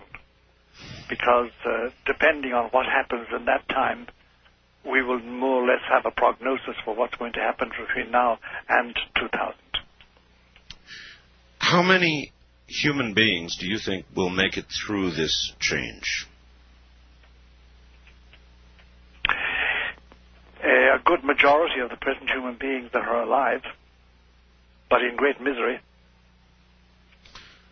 In a world where perhaps you don't want to live, that sort of thing. That's right. That's right. All right. A lot of misery. There are many, many people who want to speak with you, Doctor. Wildcard line, you're on the air with Dr. Martin. Good morning. Where are you, please? Yes, this is a doctor, and I'm a former seminarian. I would rather not give my name. That's quite all right. That's quite all right. That's quite all right. A wonderful program, Art, and Father Malachi. I think one of my spiritual directors was a friend of yours. Namely? Father Menard. Oh, yes. Ernest J. Menard. Yes. And I was a seminarian with the pre-month detentions in L.A. for a while. But I wanted to talk, first of all, would you tell Art something about the 3 days of darkness when I'm done? Yes, I will, briefly. And I wanted to just mention, I wanted to talk about how I was a youth minister after getting out of the seminary. And we were asked by the bishop to go to Ogden. And we were told why the bishop wanted us to be in Ogden. And we did a retreat for 110 Hispanics. And dozens fell on the ground frothing. And I realized that I was not prepared for that. And so I fasted for about 3 days while we were doing that retreat. And no ills happened. But later on in Oregon, I met somebody who was heavily involved in New Age and occult. Yeah. And I got an inner word that says, get out of the room fast. And I was trapped between, it was a real small room and crowded and couldn't get out without making a scene. So I waited a couple minutes. And that night, I had my first out-of-body experience. I was basically grabbed by a demon. Mm-hmm. And I've had occasional out-of-body experiences since then, and basically they are stopped by the name of Jesus. That's right. It's the only means at that stage. Get free of it all as soon as possible. Yeah, those people who are involved in out-of-body experiences, stay away. Jesus. Dangerous? Doctor, thank you for the call. Very dangerous. Very dangerous. Very dangerous. Any truck with that, and you're into what they call, you're onto the middle plateau. And that's a very dangerous situation. Doctor, 3 days of darkness? Yes, there's no doubt about it. There are going to be 3 days when there's a great darkness over our earth, and during which it will be dangerous to be abroad, to be outside your home, and even in your home it may be dangerous. 3 days without sun? 3 days without the lateral light we're used to, Art, yes. Without that. But it's like everything else, when it takes place, they will endeavor to give it an astronomical and a geophysical explanation. You know, so much of what you're saying this morning, my audience knows. You might not, because you're in Manhattan, where I presume that you've not been able to hear me. Yes, I've heard everything you said tonight. Well, tonight, yes. But, Doctor, in just the past week, I don't know why, I asked the audience, yes, if one day you arose and the sun did not come up, what would you conclude? I just asked them that general question, and... what was the answer? The answer was, many answers were flippant. Yes. But many answers were they would conclude that the end has begun, or that a change is definitely upon us. It was just, it's eerie to me that I even asked that question. I know. All right.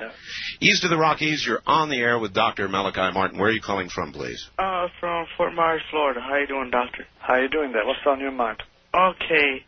It's something that's been worrying me.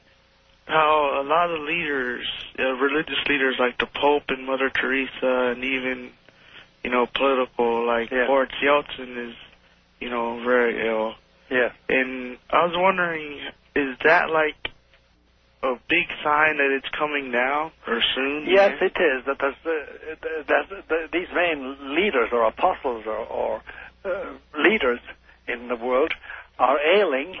It means, for me, it's an indication of the end of an era, the beginning of a new era. Well, he's right about that. Mother Teresa, of course, is ailing. The Pope? Yes, the Pope is ailing very much, very much. In fact, within 12 months we may have a new Pope, for all we know. And Boris Yeltsin is ailing, but he's not the only one. There's something happening. And, in human history, if you look at it really cohesively, you'll find that no era ends with a plonk like that, and the next one starts. They always dovetail. And our past era is now dovetailing with a new era, which is a bit frightening, quite frankly.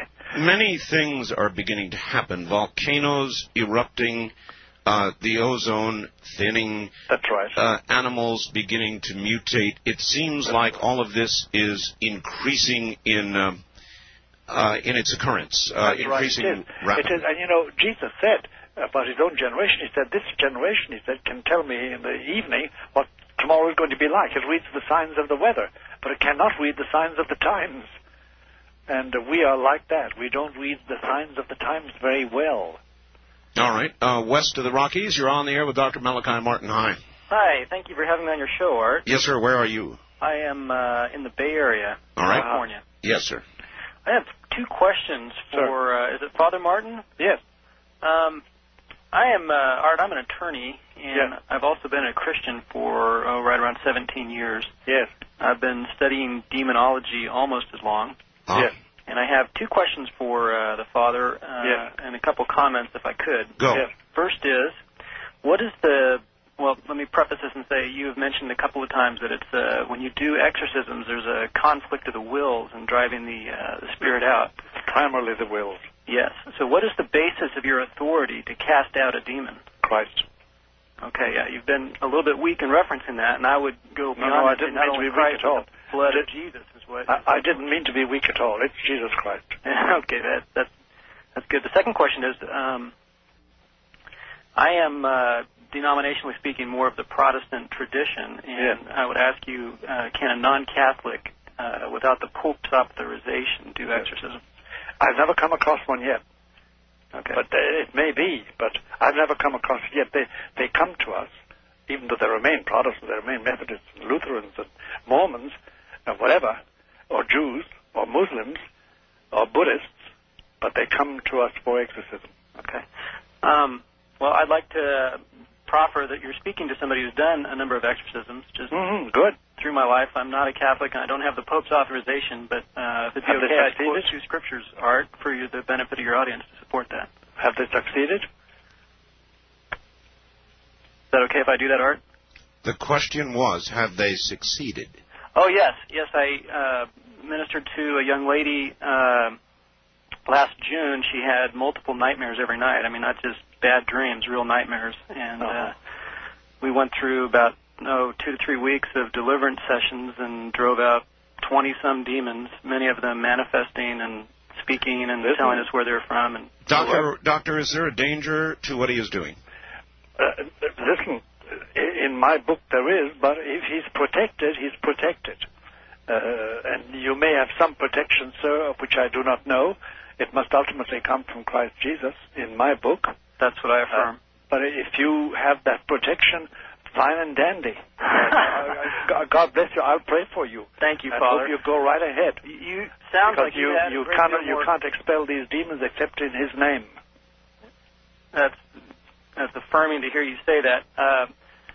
I would like to just read two scriptures, Art, that are, one of them is one of my favorite verses in this area, another one that just... I would prefer you don't do that. Okay. I thank you for the call, sir, but it is possible then, Doctor, that somebody, a layperson, could successfully do an exorcism? That's right.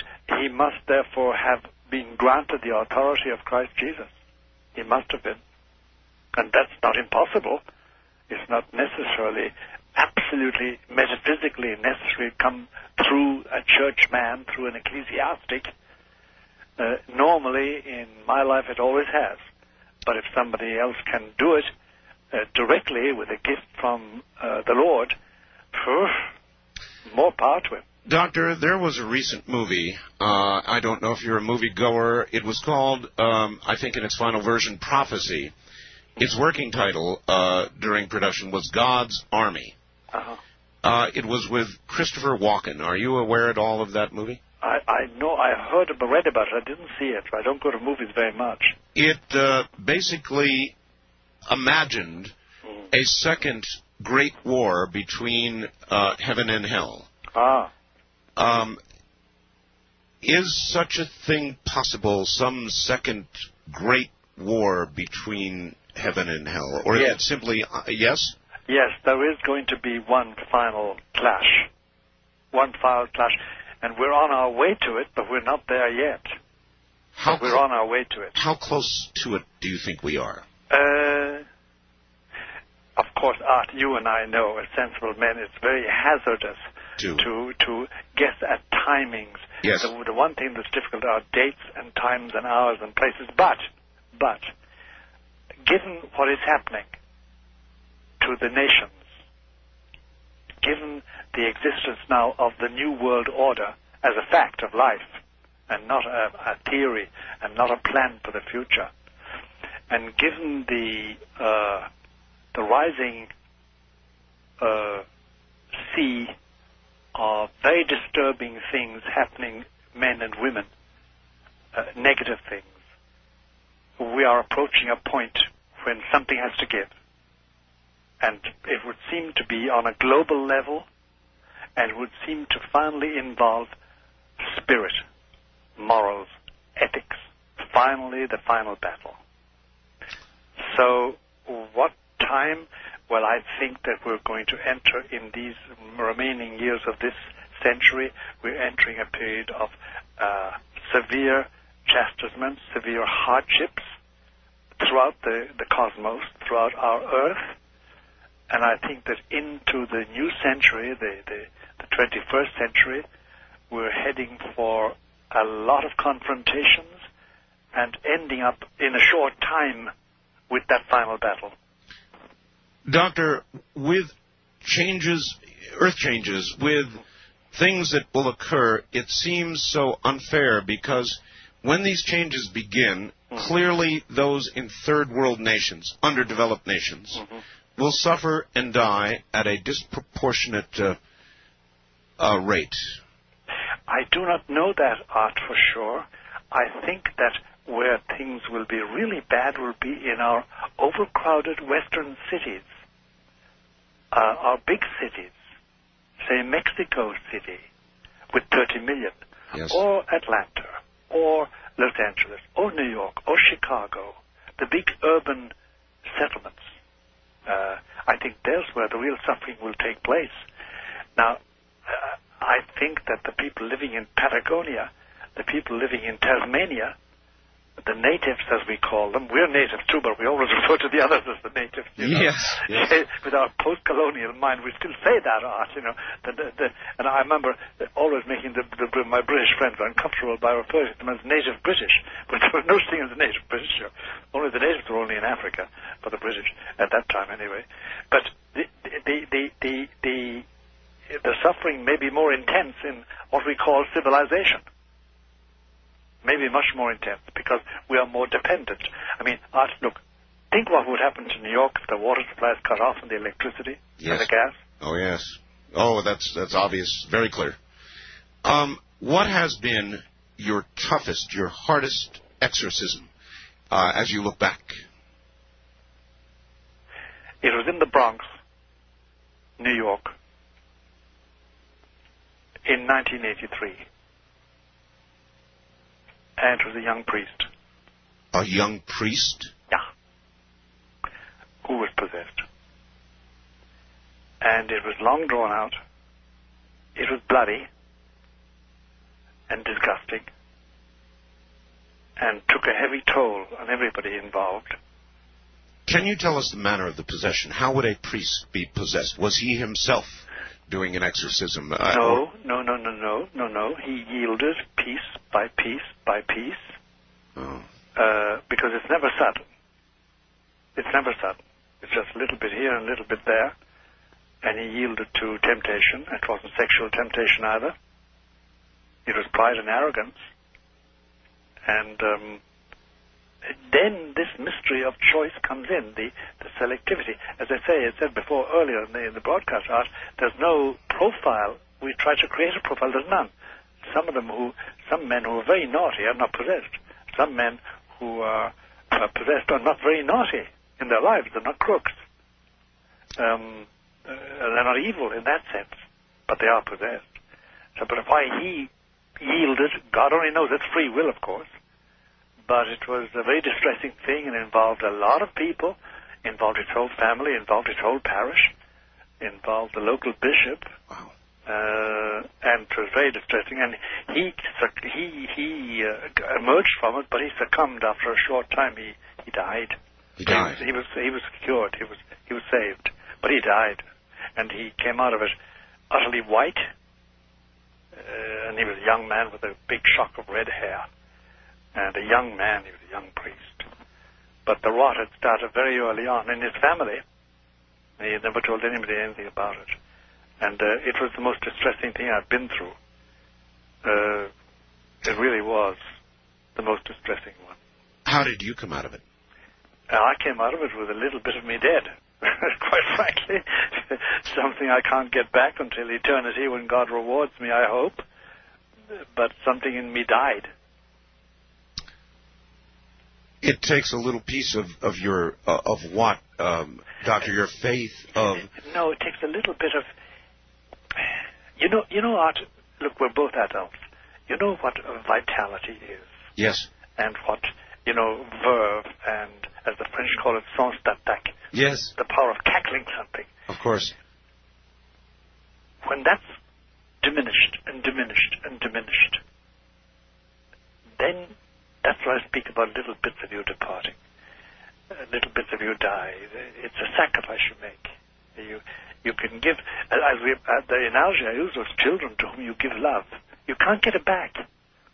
Of your life essence or energy. Yeah. You can't give it to somebody else. You give something which is of your very soul, and we willingly do it as parents or as parish priests or as counselors. But I know sufficient number of psychiatrists and psychologists, and I know they expend themselves for the sake of their patients, and they can't get back what they give. They get money, sure, yes, but that's no substitute at all. So then when it happens to a priest or somebody of great faith or service to God, it is harder, it is deeper, It is. And that's if you were to get close to the present Pope, that's what strikes you about him at certain moments. The complete draining of his spirit. I remember I had to convey a message to him once. He came home from a 10-day tour of the Far East. And Doctor, we're at the top of the hour. Are you constitutionally capable of another hour? Yes. All right. The following comes to me, as you might imagine, unsigned for a good reason. Doctor, I'm going to read you something. I'd like you to react to it, if you would. Certainly. Dear Art and Dr. Martin, in 1991, I made a pact with anyone that could get my girlfriend to come back. The response was by Satan. At that point, my eyes literally rolled back, and I heard only 2 words, 1 year. 1 year later, she broke up with me for no good reason. Several months later, I was asleep, had a dream that I was looking at myself in a mirror brushing my hair. When I looked at my eyes in the mirror, they turned totally black. The person was me, but the soul behind the eyes, evil. At that point, I knew exactly who it was, what I wanted, and how it got there. At this point, I was awake, tried to get up and turn on the lights, but was physically pushed back down to a prone position and could no longer move even a finger. To make matters worse, the bedroom door slammed shut, and I was cut off from the light in the hallway. What happened to this person? This person accepted possession and was possessed and infested, and the demonic power took over. I'd love to know what happened subsequently. There's no doubt about it. It's a genuine. Everything there is genuine, unless it's copied from a book. But it's a genuine. They're genuine phenomena.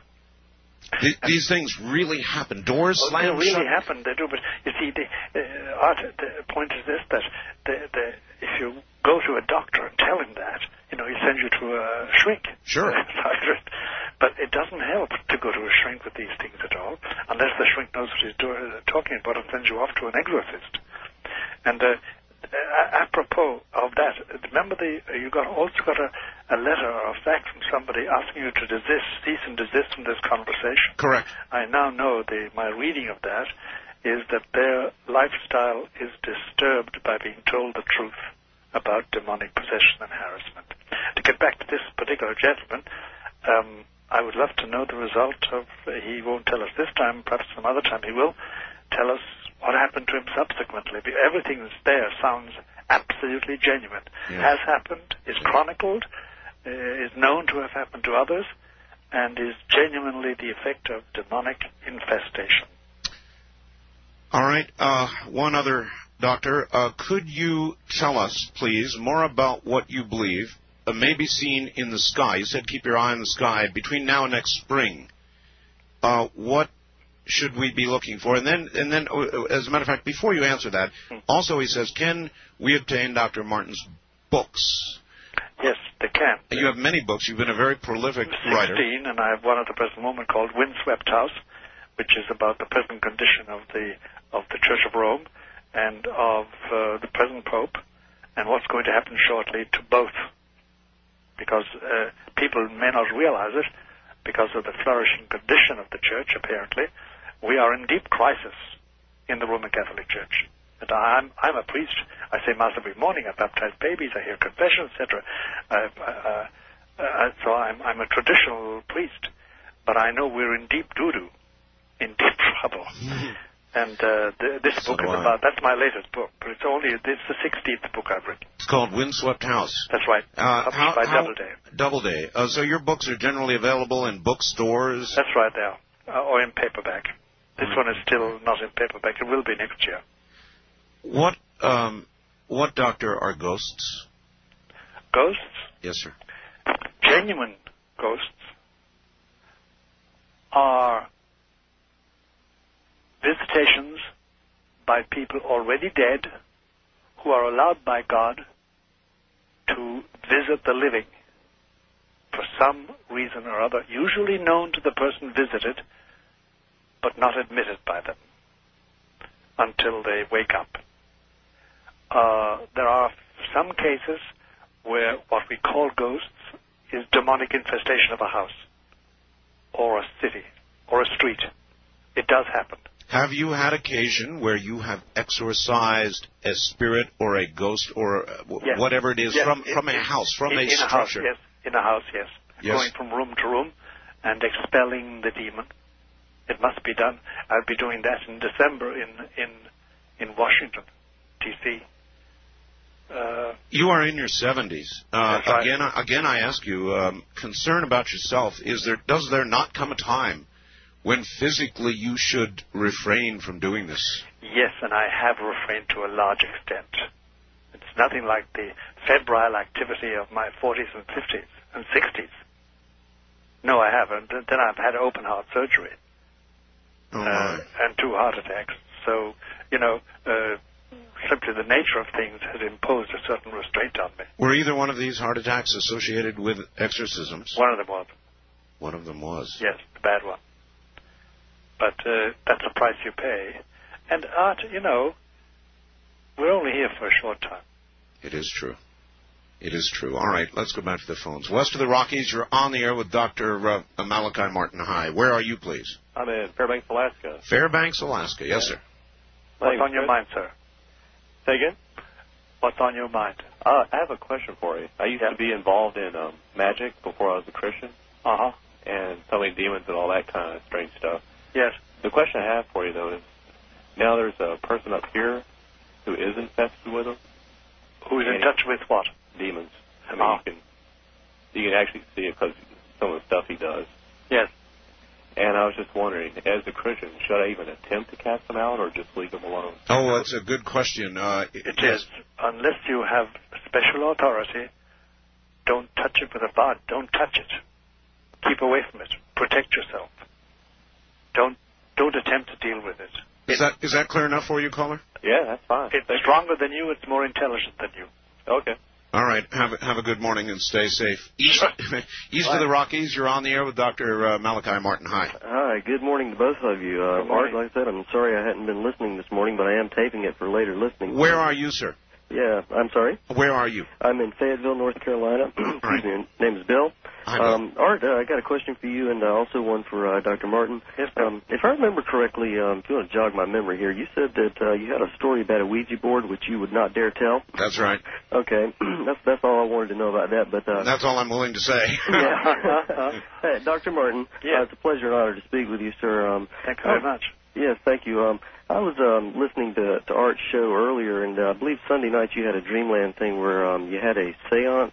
Is that correct, Art? I have a recording. I didn't have a seance. I wouldn't do that. But I had somebody on who had conducted a seance, and in the course of that, there was the sound of babies crying. Yeah. And I played that on the air. Yes, indeed. I recall, I believe a woman called in and said she heard a female voice in the background as well. Yes. But nonetheless, Dr. Martin, my question for you is just very simply, what is the role of a seance in the act of demonic possession? And the role of the seance is chiefly this: it lays you open to invasion, because the essence of a seance is the sitting or standing or lying down, it depends on what physical posture they take, and trying to communicate and to commune with the spirits. And that means opening the channels of your mind and will. And if you do that, you're sitting duck. A sitting duck. All right. First time caller line, you're on the air with Dr. Malachi Martin. Hello. Hi, this is Rita. Yes, Rita. I have a question. My sister-in-law that lives with us is mentally retarded. Yes. And I feel that sometimes what I see coming out of her is like a demonic thing. What happens is, if you ask her who her friend is, and you ask her in a certain way, she'll say, well, my friend is Satan of the Black Mountain. Mm. And if my daughter knows how to get her going and just get crazy. And I just wonder sometimes if... Has she always been like this? Well, not from the start of my marriage to my husband. See, he told me, he said she's evil. And she has evil ways about her. Has she always been retarded? As far as he knows, she was born that way. And she's got like the mentality of a 5-year-old. Mm-hmm. That's what the doctors have said. Now, I've seen her as normal as you and I. I mean, I don't know how you are, but I mean... Yeah, you can presume we're normal. But I mean, my daughter pretends to vomit, and she'll just go off. And I'll tell her, I'll say, will you stop? Just sit there and stay calm. Ignore her, and she can't do it. Doctor, it brings up an awfully good question. A retarded child, is that an easier target for possession? No, it's not. It's not. There has to be collaboration of the will for possession. Doctor, I wonder how many people in mental institutions all across this country, instead of being mentally ill, may be possessed. I've only gone through, with a psychiatrist, I've only gone through 2 mental institutions, let's call them that. Yes, sir. And over 50% are obviously possessed in those 2 places. So then even in the case of a child like this lady's child, you would recommend, based on what you heard, that perhaps she sees somebody like yourself? Yes, somebody, authorities do something about it. But it's very hard to judge a case like this at this distance. But from what she says, it looks like that. All right, ma'am? It looks like she could be possessed? It could be that she could be infested, yeah. Yeah, because, I've talked to a priest. See, I'm Catholic. Yep. And I've talked to a priest, and they think I'm crazy. What I see is I can't get her to open up or to be this way in front of anybody. But it's like the sheep that is the wolf that's under the sheepskin. Yeah, I know. You're being very much more accurate than you know in describing it. You must find a good priest. And I've talked to priests that say that they wouldn't touch it with a 10-foot pole. Of course not. They're afraid of their pants. And they is that most priests, Doctor, or a majority of them? Unfortunately, today, a majority. Because, you see, now when they're training in seminaries, they're not given any formation whatever. They're given no formation, no theological formation, and no instruction. And then a lot of the professors in seminaries, a lot of the trainers, a lot of the bishops don't believe in the devil. How? And that's great PR for him, because it means, as you know, during the war, the successful spy was the one nobody knew was a spy. Well, how can, a dumb question from a layman, how can a priest believe in the Almighty and not the other force? I mean, because actually, Art, it's a very telling question, and it's an intelligent question, because overall their faith has weakened. I said before to you, it's a dimension. It's not a quantum. It's a dimension, and overall it has. And if you, I have done this. I've probed people who don't believe in this, and I find that their belief in the resurrection of Christ Jesus, their belief in heaven, their belief in hell is all shaken to bits, sometimes non-existent. Can I ask you about a very sensitive question again regarding the fallibility of priests? In America, in the church, there have been too many stories, Doctor, of priests after their vows of celibacy who have then... Pedophilia. Yes. There have. But there's no doubt about it. There is a plague of pedophilia. Now, by the way, look out. There are 55,000 priests in the dioceses of America. And of that amount of 55,000, about approximately 2 to 4% have been found guilty of pedophilia, have been pedophiliacs. It's still too much. And there's no doubt about it. There's been a plague, and it's been worsened because of the policy of bishops to cover things up. Whereas, if you find a pedophiliac, priest or layman, you go to the nearest precinct and report him. In my book. Yes. But they didn't do that. They covered it up. And they transferred the man to another parish with more little boys and little girls to be violated. And therefore they have had a very severe amount of trouble. And by the way, since 1985, the church in America has spent well over $500 or $600 million in out-of-court settlements. Oh, my. And that's the money and the dimes and the nickels of the faithful. Is it, Doctor, because of the church's attitude about it? In other words, they feel that there's been a breach of faith and they want to work on that breach of faith instead of letting it become a civil matter? Or is it just a plain old cover-up? No, Art, it's more complicated than that. There isn't a network of homosexual priests. We know that now. Unfortunately, there is a network, and they cover for each other. So that's a complicating factor. It's not a wide network, but it does exist, number one. Number two, as you know, for any ecclesiastic in the Catholic Church, there are only two evils, bankruptcy or moral scandal. Yes. They're the two things they're afraid of. Yes. They're not afraid of anything else. And therefore they try and cover anything up which breeds scandal, because that destroys prestige and finally stops money, stops people contributing. What are your feelings about vows of celibacy? I'll tell you something. My experience is as follows, whether as a chaplain in the U.S. Air Force, which I was, or as a parish priest, which I have functioned as, and as a priest now dealing with people, there's no doubt about it that a priest who is a celibate, a real celibate, not just a eunuch, a real celibate, yes. Many who take the vow of celibacy are really eunuchs. Somebody has put a chastity belt on them and thrown away the key, and they're looking for the key. And sometimes they find it, to be rude and lewd about it. But genuine celibacy makes you so specialized that people can confide in you. Yes. And they know you belong to them and them alone. And they know you're not going home at night to your wife. And there's nothing wrong with that. But you're not sharing anything with anybody. Your heart belongs to Christ as a celibate, if you're truly a celibate. But celibacy is it's a gift, by the way. And it's a rare thing, the practice of celibacy. There are a lot of celibates who take that vow.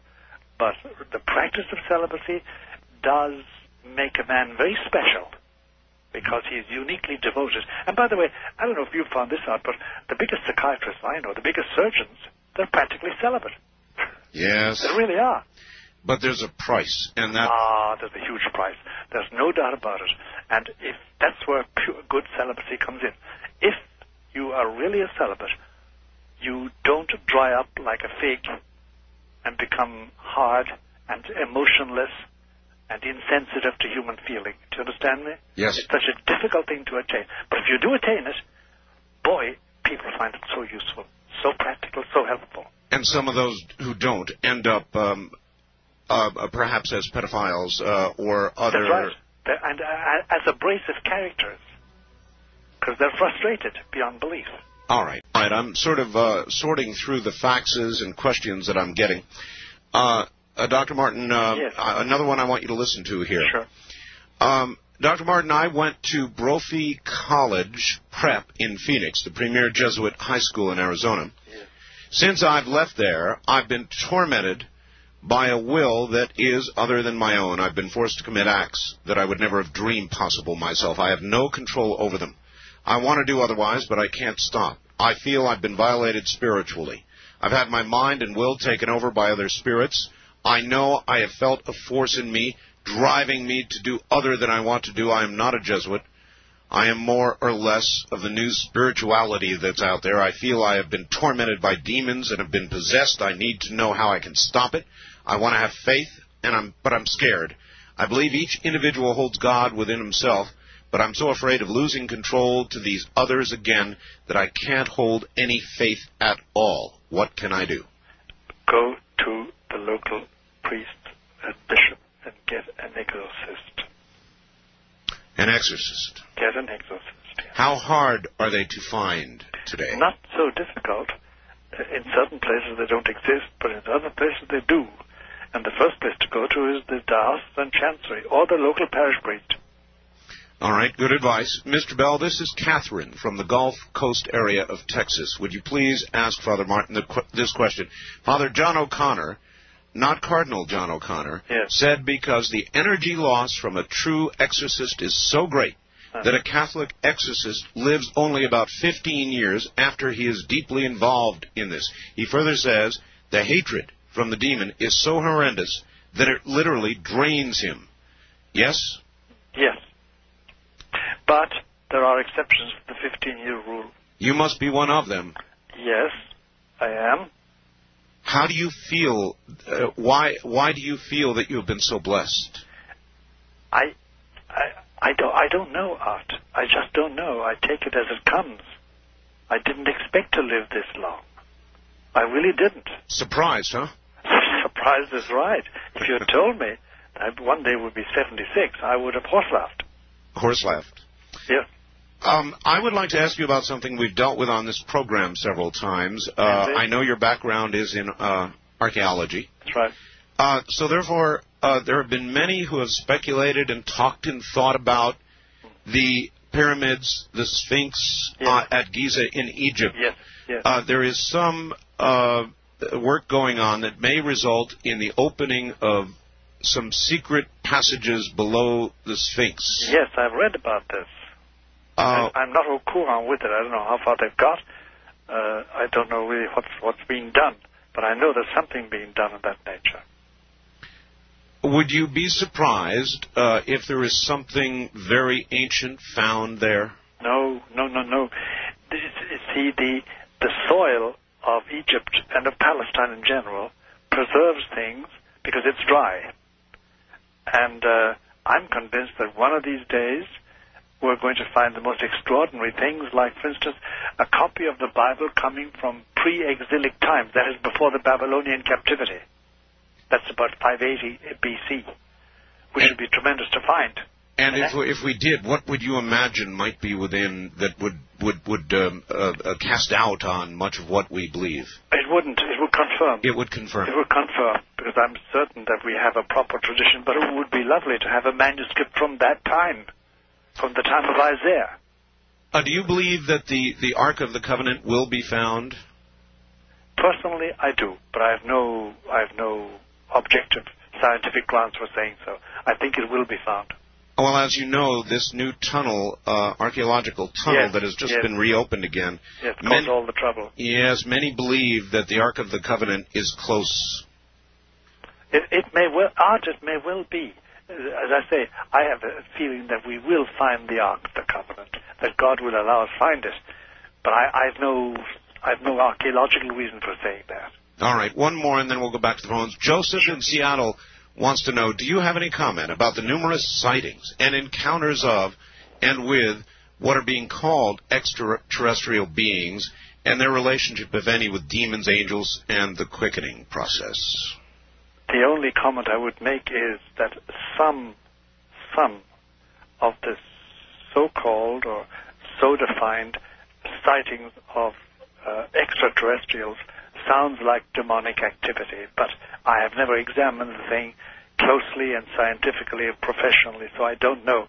But some of it sounds very like demonic activity and nothing to do with extraterrestrial beings, if such things exist. Do you rule out the possibility of extraterrestrial beings? No, I do not. We just don't know. Would the existence of them in any way shake your faith? No, it would not. Not the slightest way. It would expand my consciousness. For instance, when Columbus discovered America, in that sense discovered America, it was a mind-opener for the Europeans.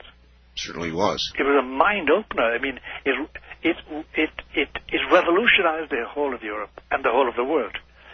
And they found it impossible to believe it in the beginning, because they believed there were two-headed men and giants and misshapen creatures outside Europe. They didn't know anything better. Then they suddenly found out that there were generations of people living outside of Europe that had lived and died for hundreds and hundreds of years. So revolutionized, and they didn't lose their faith. They on the contrary, they expanded it. I have an inkling, I don't know, but from the data so far assembled, I have a feeling that there's no extraterrestrial life within our galaxy. That may well be. I think it's outside our galaxy. That may well be. But that's only my own assessment. Yes, I'm not an astronomer. First-time caller line, you're on the air with Dr. Malachi Martin. Hi. Hello, Dr. Martin. Yes. It's about 5 years ago, I had in a weak moment, yes, I had a suicide attempt. Yes. It seemed like there were forces in the house that saved me. Okay. Where are you, sir? I'm in Vancouver. Vancouver, Canada. Okay. All right. Yes. Okay. Now, about 6 months before that, we were doing a bunch of, not Ouija, but the same sort of thing in the house. Yes. And it seemed as though there were forces. Yes. And it seemed as though I was saved. But I've had nothing but bad luck since this time. Can you tell me... Well, if you have dabbled in the Ouija board seriously, and if you've dabbled in any... It's occult, there's no doubt about that. You're dealing with occult forces. Then you may have some attachments to you that you don't like, spiritual attachments in your spirit, and you want to get rid of them. Yes. And you want to get a good priest who can get rid of them for you. It's very hard to get rid of them yourself, but a good priest can do that. I'm not a Catholic, or... That doesn't matter. It doesn't matter? It doesn't matter. You're a human being. All right. You were redeemed by Christ, whether you like it or not. Whether you believe it or not. So seek proper help. That's right. Doctor, the nature of suicide. Yes. What happens to a soul that commits suicide? Well, you know, it's called Satan's eighth sacrament, suicide. There are 7 satanic sacraments, apparently, but so suicide is the 8th one. What happens is briefly this, that by my own hand, I cut myself off from leading a life according to God's will, who is the master of life and of death. And by doing that, I violate a fundamental commandment of His, which is do not kill yourself. It's a fundamental law in my nature. And I thereby enter the gray area where I can never see the light again. I can never be with God. I can never have happiness. And I suffer the torment of being separated from the one thing that would have made me happy, would have made me, beatified me forever, God and His beauty and His truth and His heaven. What about those people that suffer physical maladies that are terminal and horrible and simply... I know. And simply want out. And I've thought about this and talked about it on the radio as a talk host over many years, and my position was always sort of, whose life is it anyway? I'll be in control of my own life. Nobody will tell me what to do. My wife told me, Doctor, don't do it. Even if you're suffering, you are meant to go through this, and if you don't go through it, something terrible is going to happen. So... And those words have rung in my ears for years. I know, and they ring in my ears now that you've said them, and I won't forget them. They've been said to me on other occasions by other people for other reasons, for the same reasons. I don't know. I really don't know, Art, in the whole of human history that I have read and talked about and inquired into, I don't know of any explanation justifying human suffering except the sufferings of Jesus Christ on His cross. If I can identify with His sufferings, in spite of my cancer, in spite of my arthritis, in spite of my AIDS, if I have these things, if I can identify with His sufferings, I can merit a greater place in heaven. I can merit a greater closeness to God. And I know in my soul what I want is God's beauty and truth. So then to avoid it by taking your own life is to exclude yourself from His company. That's right. That's right. Now, I do not exclude at all, Art. I must tell you this much. I do not exclude that, for instance, if I proceed to take cyanide or something, some suicidal act, I do not exclude that before I die, God can touch my heart and make me repent of it, even though I can't undo what I've done. In other words, redemption always possible even in the last second. But yes, I don't exclude God's mercy, but you're running a terrible risk. The numbers might not be with you. That's right. All right. Wildcard line, you're on the air with Dr. Malachi Martin. Good morning. Yes, thank you. Where are you, sir? I'm calling from California. All right. Yeah, okay. But thank you for the opportunity to speak with Dr. Malachi. I had a couple of questions. But first, I was very concerned about something that you said. You had stated that something about the draining of your spirit. Yes, that's right. I didn't really understand. All right. Let's try and explain that again. In the course of an exorcism, your spirit is drained, or a piece of you is lost forever. Is that about right? That's about it. You give out something you can't get back. Otherwise, you're no good. You're not effective. It's like the love you give your child, or your wife, or your husband, or your country, or a cause. If you really give love, you don't get it back. Does that help you, caller? Well, I just wanted to humbly say that there is that one infinite spirit of love that is inexhaustible. That's right. That's right. But the question that I had, in my studying of metaphysics, and I do stay within, the matrix of Christian principles. Yes. But I come to realize that throughout Christendom that there is much phenomena to be studied. From the Appalachian people who handle serpents and drink poison in the name of Christ, and glossolalia in the church, stigmatas, and these exorcisms and apparitions, and so your question is? Well, I just wanted him to comment on that. And another question that I had was yes? Is not the revelation, in your thinking, a prophecy of mass exorcism? Mass exorcism, I never heard of that. I don't think it's possible. Too bad. It's just not possible. Too bad. Because we could use one. Well, we could, Art. We could, but this is one-on-one. One-on-one. It's always one-on-one, isn't it? It is finally one-on-one. There is such a thing as a demon sharing several people.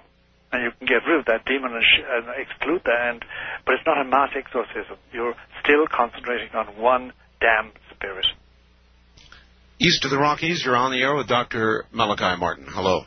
Yes, this is Thomas in Madison, Wisconsin. Yes, sir. Yes, Thomas. It's an honor to speak to you, Father Martin. Thank you very much for saying that. Yes, I just finished reading your book, Hostage to the Devil. Uh-huh. And I thought it was one of the best books I've ever read. It was fascinating. Mm. And in one of the chapters, you spoke about a professor who was one of the leaders in parapsychic development and astral travel. That's right. And I was wondering if that has any connection with what is widely known now as remote viewing. Yes, it has. And if there's any demonic possession related to remote viewing. Yes, there is. There is the demonic possession related to it. In the process of doing what these remote viewers do, and it is very interesting, Doctor, because there was a Nightline program. Yes. And it turns out our own government, for 20 years, has been involved in remote viewing. Oh, yes. Oh, yes. What is a person doing when they remote view? It's not exactly an out of body, or is it out of body? And they are subject then to all kinds of things, as you are when you open other doors with Ouija boards or whatever. I'll tell you what it is, Art. Really, what is at stake, and it's very volatile. It's like nitroglycerin for the soul. It's this: there are latent powers in us all. Yes. I believe that. The Nazis in the death camps, seeking to develop the perfect mind control, developed means, they found means of developing these latent powers. When we conquered Germany, we imported not merely physical scientists, rocket scientists like von Braun and the others. Right. We also imported the doctors who had gone in for mind control. And some of those mind control methods were used in the special forces of the USA. And they have found that in certain cases, they produce the very traits that you find in possessed people. But it does give remote viewing, makes it a reality, and remote action a reality. And the Soviets in their day and the Nazis went much further than we ever went. We learned from them. But it's highly dangerous because you probably heard me say, and it went by your ear, Art, and I didn't emphasize it, I spoke about the middle plateau. The middle plateau. I mentioned that once. That middle plateau is the plateau on which evil spirits work. And they use every paranormal power that they can, that's latent in human beings and can be evinced, can be used. And it's very dangerous and volatile. It's the nitroglycerin of the soul. It can blow it up. And it's a very dangerous thing because you let loose something amongst human beings as a group that's destructive in the extreme and completely immoral. There's no ethic, there's no moral, there's no rule at all. No, I believe that as well. But it is real, isn't it? Oh, gee whiz. It's real. That's the difficulty about it. It is real. And I know people who teach it. So do I. Yeah. But not for me. Thank you very much. I'm a coward. I run. I really do, Art. I have nothing to do with it. And I want to stay with the devils or with the angels. You know, circling back, again, I can't get it out of my mind. There are these people who have comfortably made a deal and are living with this deal. Oh, yes, and they expect to go home to Satan. Oh, yes. Are there more and more of these people? You see them, you know them? More and more. There are more and more appearing to be there, anyway. And it's very hard to get away from the impression that there are more disciples than there ever were before of Lucifer. Lucifer in particular, not so much Satan, Lucifer. Listen, Doctor, we are at the end of another hour. Okay. Are you willing to stay for the final? All right, back now to Dr. Malachi Martin, who is my guest. Doctor, a couple quick questions before we go back to the phones. Yes. Doctor, was that movie, The Exorcist, based on a real case? I meant to ask you that. Yes, it was. It was. It was based on a real case, but it was highly Hollywoodized. Do you understand me? Yes. Because the reality was very different. It was a landmark case, actually, way back in the 1950s. And it was a genuine possession case of a young boy. They made it into a girl, the Exorcist movie itself. Yes. But it was a landmark case and was written up only 2 years ago with the actual thing, the actual history itself, published by Thomas Allen. And he just simply wrote it up as a reporter. It's fascinating stuff. I believe it was in the St. Louis area, wasn't it? That's right, it was. It was. And the actual telling of this thing, the history of it, is much more fascinating than the book. It's much more fascinating. It's an amazing thing. But it was a landmark case. Was there a loose connection to the real case? Yes, there was. There was a loose connection, but it's very loose altogether. Nevertheless, I shall never forget the end of that movie. You mentioned there was a case of somebody going out a window. That's right. There was. Where was that? That was in Washington, D.C. Resulted in a death? Yeah. It is equivalent to defenestration. Doctor, there was another movie that I saw once called The Seventh Sign. I never saw that one. No. It doesn't matter. It talked in the movie about the Guff, the place from which souls come, new souls imparted to new human beings born. And it theorized that one day that Guff became empty, and there were no more souls, and it began the end of all.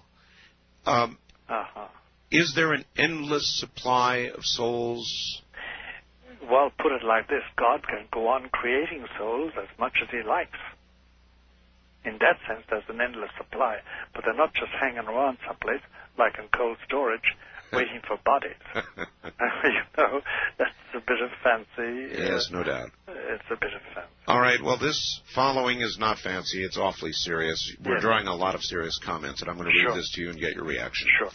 Dr. Martin, I've recently been fighting suicide. Yes. I was at a point where I gave up on life because of my sexuality. Yes. I'm gay. I've known that for a long time and have never wanted to be that way. Yes. I once gave up and came close to suicide and tried to invite forces toward me that would help me attain the goal. Yes. Now, however, I don't want to die, but I find myself being compelled to this route very often. I feel something is pulling me to kill myself.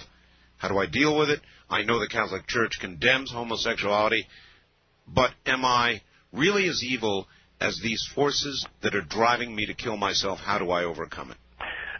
The answer is that you are not as evil as these forces would have you believe. And the persuasion that you are evil is merely a means of getting you to despair and say, what's the point? Let me kill myself. You need a good confessor. You need a good advisor, as well as perhaps some therapy. But therapy won't cure this.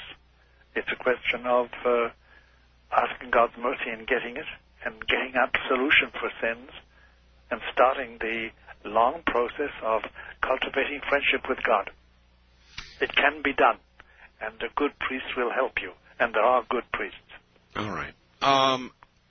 On behalf of a lot of people out there, I'm going to ask this. If someone wanted to try to ask you, Father, a personal question, is there a way to do it by writing to you, or is there a... I know you have a web page. I have a web page, but perhaps they want to make it more private than that. In that case, they can address a letter to me at the following address: 217 East 66th Street, New York, 10021.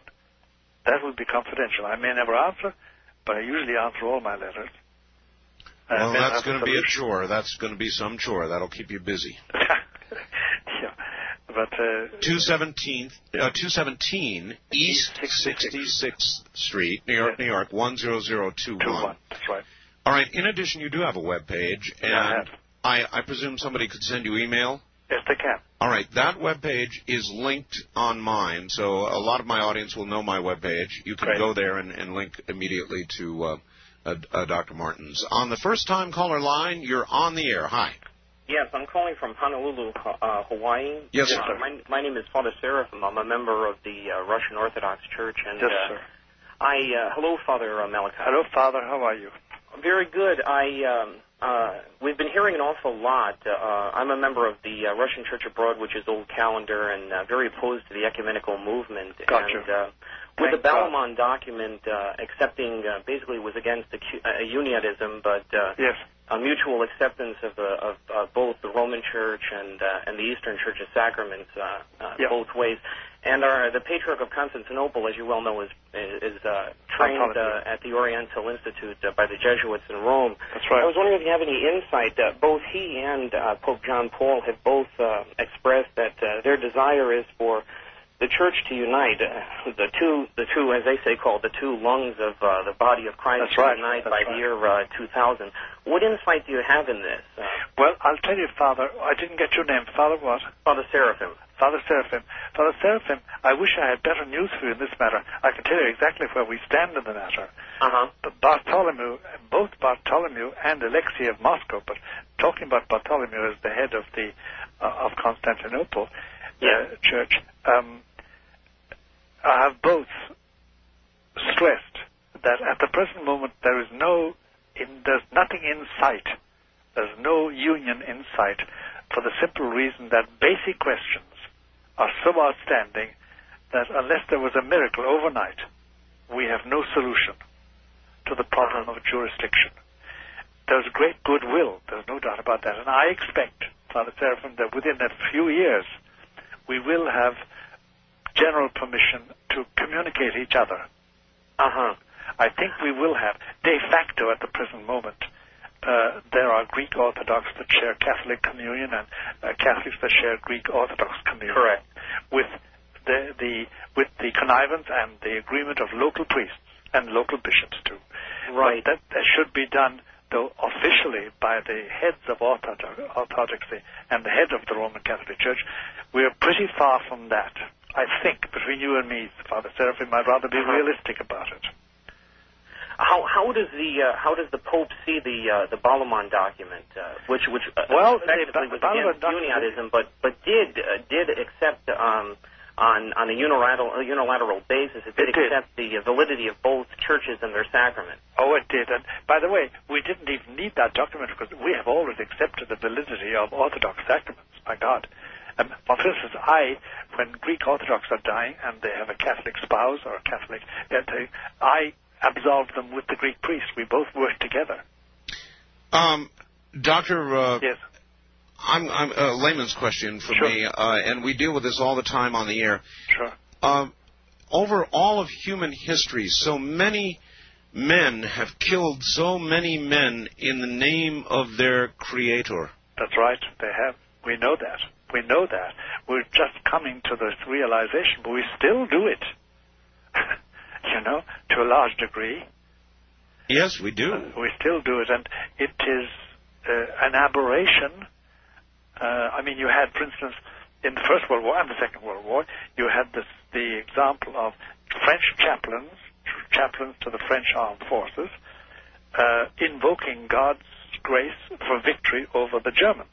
And you had on the German side, German chaplains invoking God's help for Germans to have a victory over the French. Exactly.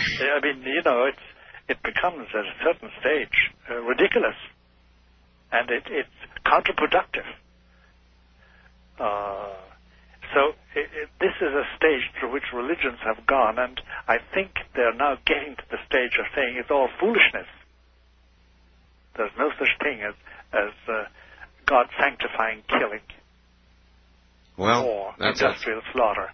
That's what I always thought, and I think that has moved many away from faith. It sure has, and it has disaffected many Catholics and many believers, both Jewish and Muslim and Christian and Catholic. All right. It disaffected them, and it's our own fault. It's our own fault. It's not God's fault. I suspect much. Yes, indeed. I suspect much of what occurs on Earth is free will and all that. Sure. West of the Rockies, you're on the air with Dr. Malachi Martin. Hi. Yeah. Good evening, Art. Good evening. Morning, I guess. Good morning, everybody. Bob from Pocatello. Bob. Thank you. Yes, sir. Good morning, Father. Art, we thank you for getting some balance in your show, and glad it pleases you. What is your question? Well, yes, Father Malachi, thank you very much. I'm not of your faith, but that's all right. You believe in God. Understood, and we, according to Scripture, give thanks for the good works of all men. And sure, agreed. Do you feel that essentially that people?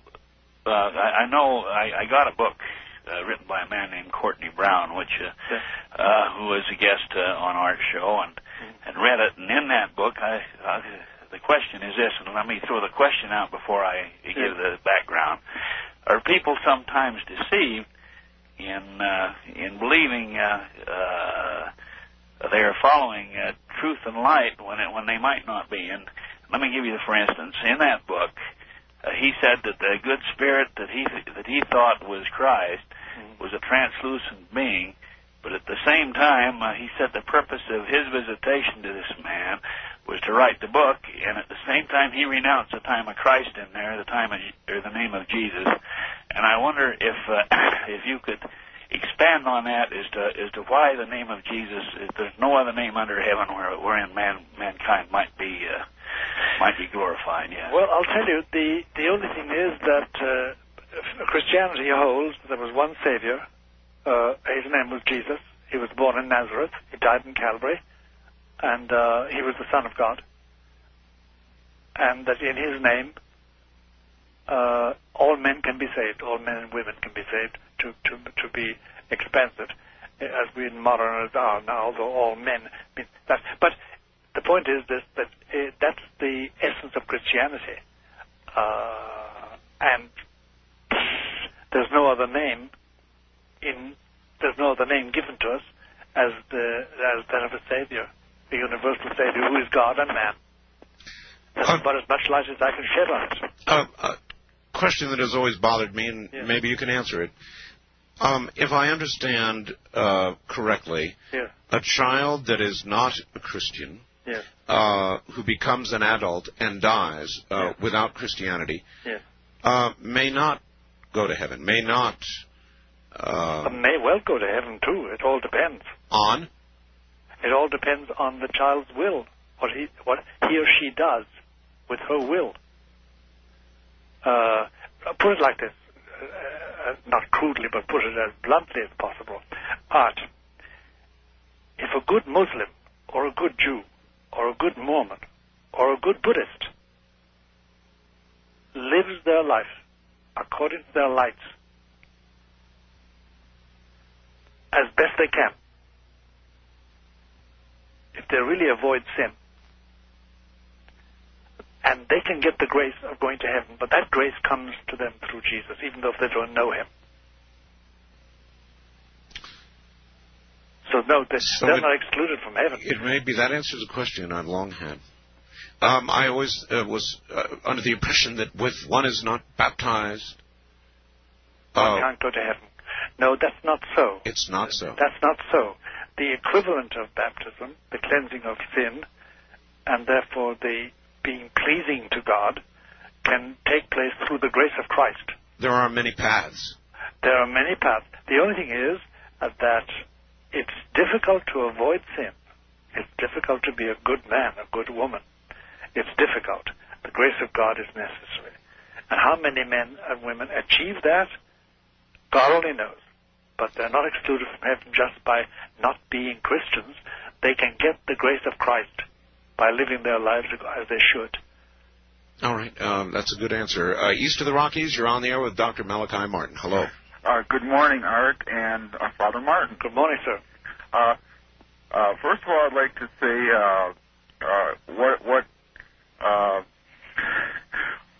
that a man like you oh, I'm sorry, I was just trying to be complimentary. Where are you, sir? I am calling from Valparaiso, Indiana. All right, I presume Valparaiso. You have a question.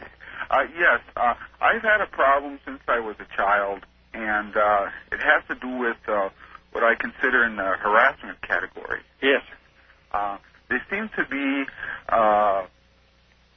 wolf spirits, and yes, and I'm wondering if you have any type of familiarity with these type of things. I've had a recent experience, but I can spare you that if you don't have a lot of time.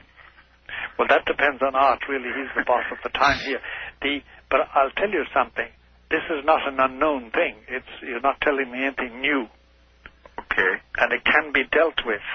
A wolf spirit. What does that mean, Doctor? Well, it means that some demon is taking the form of a wolf. That's all it means.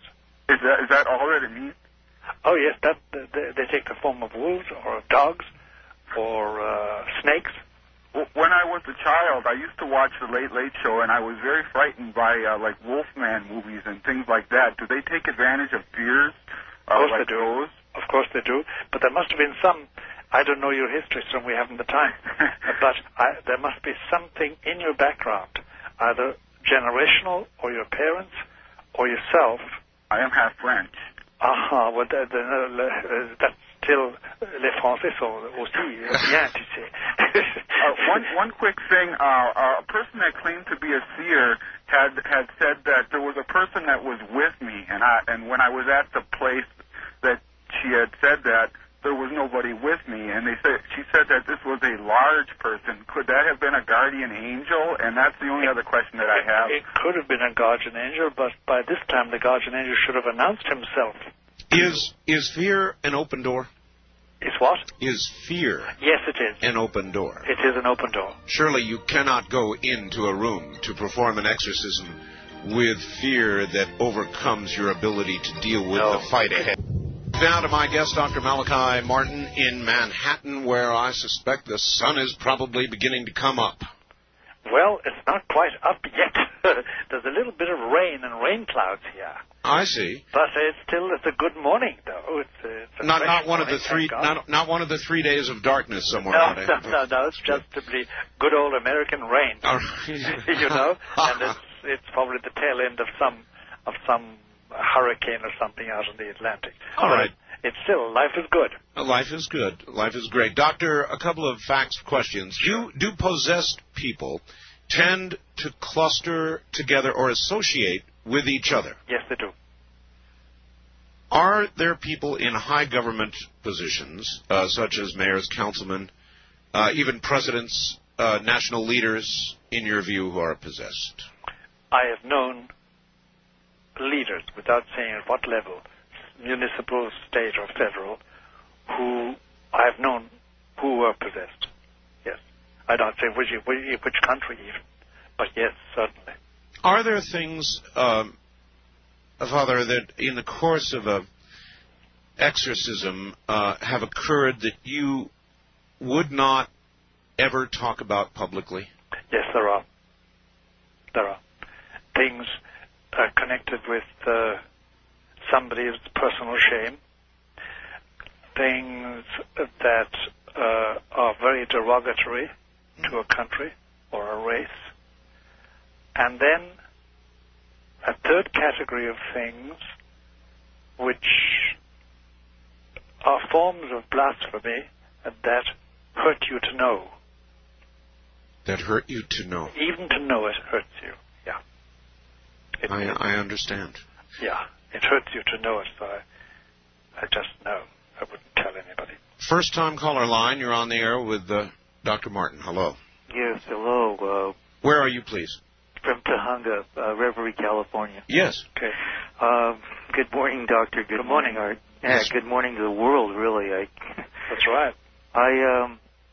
I'm wondering whether or not a person can be possessed, first part of this question, and not have any fear.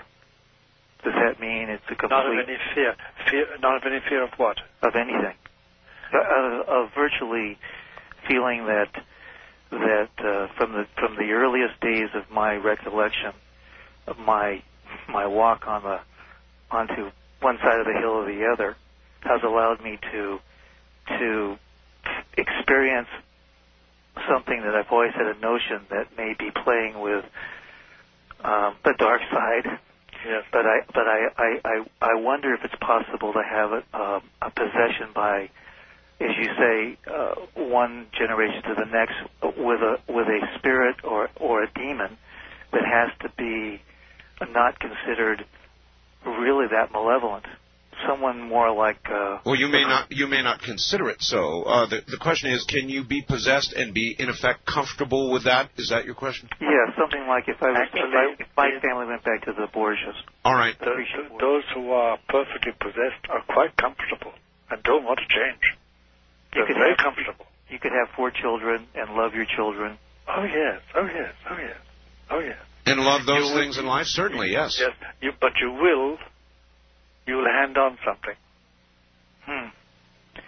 Because, look, my friend, I will probably never have the pleasure of meeting you, but I know this much, that if we were to meet, if you meet anybody, if you have some interchange with anybody, even on the telephone, even by this radio satellite that is linking us now, you modify the person morally. You've modified me already, and I've modified you. And Art has modified me, and I've modified you. There's always, we human beings are not machines. We receive indelible impressions from each other, even at a distance. And therefore you influence everybody according to the good or the bad in you.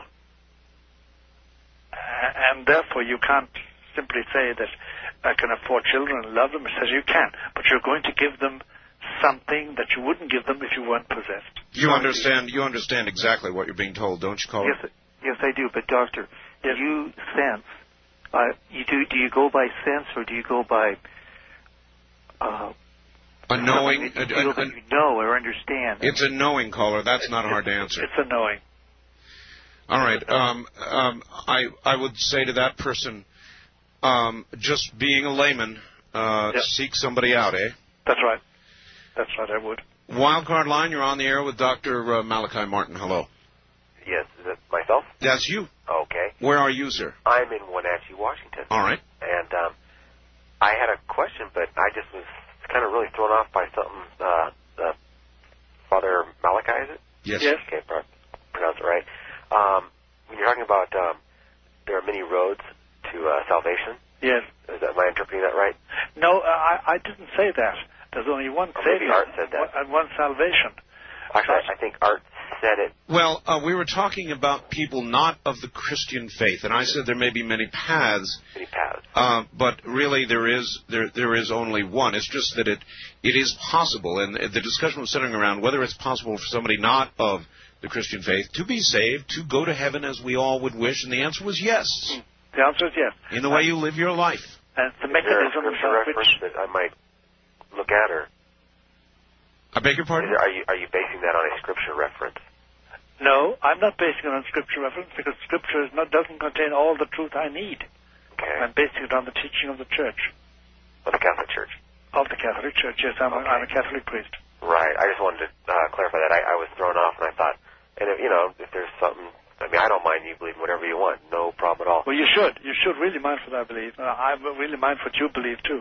I want you to believe the truth, and you want me to believe the truth. Well, I guess maybe well, whatever.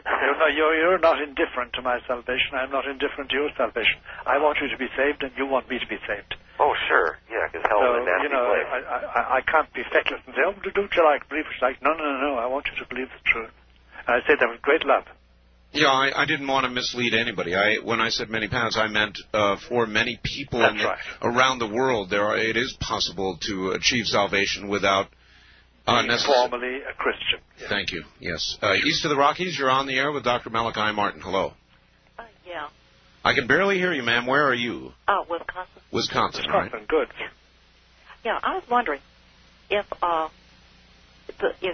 you talk to people about God and they get meaner, what's that mean? All right, if you talk to people about God and they get meaner or they get angry, what does that mean? It does happen, all right. Sometimes it depends on the person, though. Sometimes people may think you're just preaching at them and they get angry. They don't want to be preached at. Others, because they don't believe in God and they've shooed away from it and they don't want to be reminded of it. There can be various reasons why they get mean, and they shouldn't be mean. They should not get mean. If there is a particularly violent reaction, then it might have more meaning, mightn't it? That's right. It might have art, yes, it would, if it is a particularly violent reaction. Mm-hmm. And as a Catholic, I often met that in my youth. When there was much more prejudice against Catholics, I get a very violent reaction from people. But people are funny, you know. They are. There was a TV show named that, I think. West of the Rockies, you're on the air with Dr. Malachi Martin. Hi. Hello. Hello. Hello. Hello, Doctor and Art. Yes, where are you, ma'am? I'm in Southern California. Okay. Mm-hmm. My question is, excuse me, what are your thoughts about multiple personality disorder? MPDs, as we call them. Yes. I'll tell you, the experience I've had working with psychiatrists is that the cases we've come across, over 50% are not what traditionally called MPDs. They are a question of multiple demonic possession. And how would that be determined which?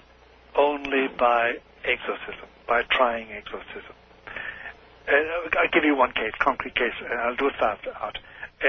Okay, it's a woman, grandmother, engaged in certain rites, Satanist rites, affecting the life of her grandchild and her own daughter, and doing it in the name of Isabel, one of their personalities, and then suddenly switching to Hilda, and so on, multiple personality.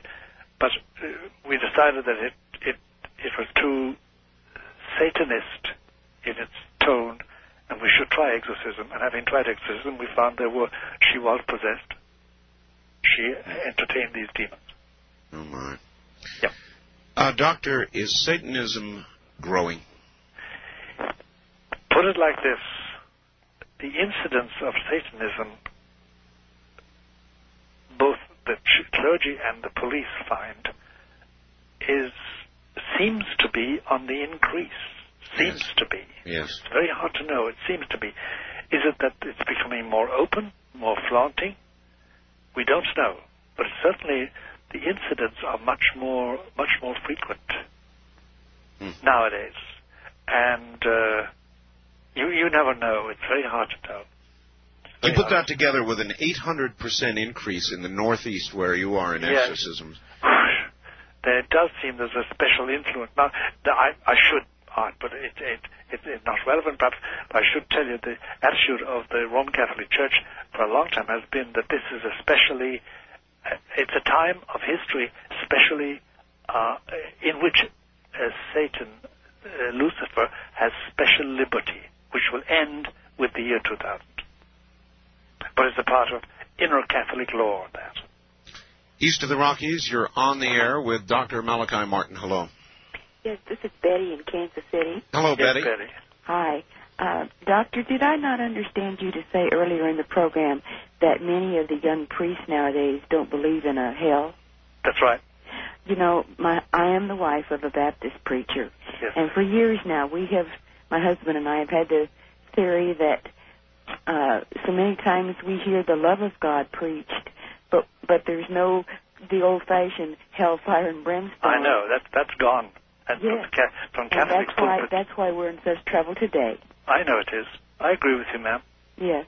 Doctor, it's real, isn't it? It's as real as the nose on your face, Art. And it's not as beautiful as your nose. Just to make a joke to relieve the tension of it. Because I shouldn't be making physical references, but it's an expression in Ireland, where I grew up. My nose is an open target. Don't worry about it. No, it's like as plain as the nose in your face is a famous phrase in Ireland. They're always saying it. It's as plain as the nose in your face that he... Of course. But yes, it's real. It's real. It's too real for words. And it's very, very off-putting. I don't want to end up there. Well, I've received, I haven't read them all, but I've received a lot of, but not a lot, a few angry, very angry faxes. I'm sure you have. I'm sure you have. How dare you, Art, expose the audience to this old-fashioned, put the fear of God in them, hell and fire and brimstone. You know, people very angry. Oh, they are. I know they're very angry. And as I say, my reading of the really angry ones is that this disturbs a way of life. This manifests a weakness. This tells the truth about the way they live, and they don't like that to be reminded of it. Enough said. West of the Rockies, you're on the air with Dr. Malachi Martin. Hello. Good morning, Art. Good morning, sir. Where are you? Kentucky. All right. Got one real quick question for Dr. Malachi. Would you please make some kind of comment or explanation about the witch of Endor and Saul and Samuel? There's no doubt about it that the function of the witch of Endor was what we would say as a channeler, if you know what channeling is nowadays. Oh, yes. That's what she was doing, and she was used by Satan to give Saul a sense of despair so that he finally did commit suicide the following day instead of trusting God. When you speak of channeling, there are many means of channeling. Isn't the Ouija board just another channeling avenue? Of course, that's what it is. First-time caller line, you're on the air with Dr. Malachi Martin. Hi. Yes, Art, good morning. Good morning. Where are you? I'm in Memphis, Tennessee. This is Billy. Hi, Billy. Doctor, I'm quoting from Mark 16. It's a bit familiar passage to you. And he said unto them, Go ye into all the world and preach the gospel to every creature. He that believes and is baptized shall be saved. He that believeth not shall be damned. That's right. And these signs shall follow them that believe. In my name shall they cast out devils. Yes. It just said that the requirement where is there to believe to cast out devils. What do you base your premise on that you have to be of special authority to cast out devils? I'm not saying that you have to be that. We've just had a man talking to us about an hour ago who has none special authority of any church, but he does cast out devils, he says, and there's no reason to disbelieve him. And I've known the singular case of one or two men and women who were able to do it, but they're very rare. In my church, the habit has been for a long time, for about 1,400 years, to do it under the authority of a bishop, because the bishop does represent Christ. Put it this way, Doctor, as a normal course of events, you would not ask your auto mechanic to perform brain surgery. That's right. Thank you. That's exactly it. All right. East of the Rockies, you're on the air with Dr. Malachi Martin. Hello. Yes, this is Scott from Wichita. Yes, Scott. Yes, I've got a question I'd like to ask the father there, please. Yes. The Pope that we have now. Yes. Is there any comment that he has made on the one that is to be he is to predecess? In other words, is he uncomfortable with the next Pope? And then after you answer that, I got another question. Well, I doubt if he knows who the next Pope is, so he couldn't be uncomfortable with him. You know what I mean? He doesn't. I doubt if he knows who the next Pope is. Okay. One other real quick question, sir, please. A very good friend of mine here that lives in the same building that I do. We talk about what you've been talking about this evening, or this morning, rather. Yes. There is two particular demons that I don't know what the names of them are, but he has stated that he has seen one that attacked his wife. Very quickly, caller. In a sexual manner. Yes. There's one for men and then one for women. Yes. What are those names, please? I don't know. I only know the name of two demons. One is Lucifer and the other is Satan. They're distinct demons. Doctor, we're coming to the end of the program. It has been incredible. I want to thank you very much for having me. I want to thank you very much for being here. It has been absolutely incredible. And perhaps one day We will do it again. If not, this will certainly stand as the definitive program we've ever done on this subject. And I tell you, all you've got to do is to call me and tell me, and I will come to you. I'll do your show again and again and again. It's too much of a privilege to expect it, but I will do it whenever you are.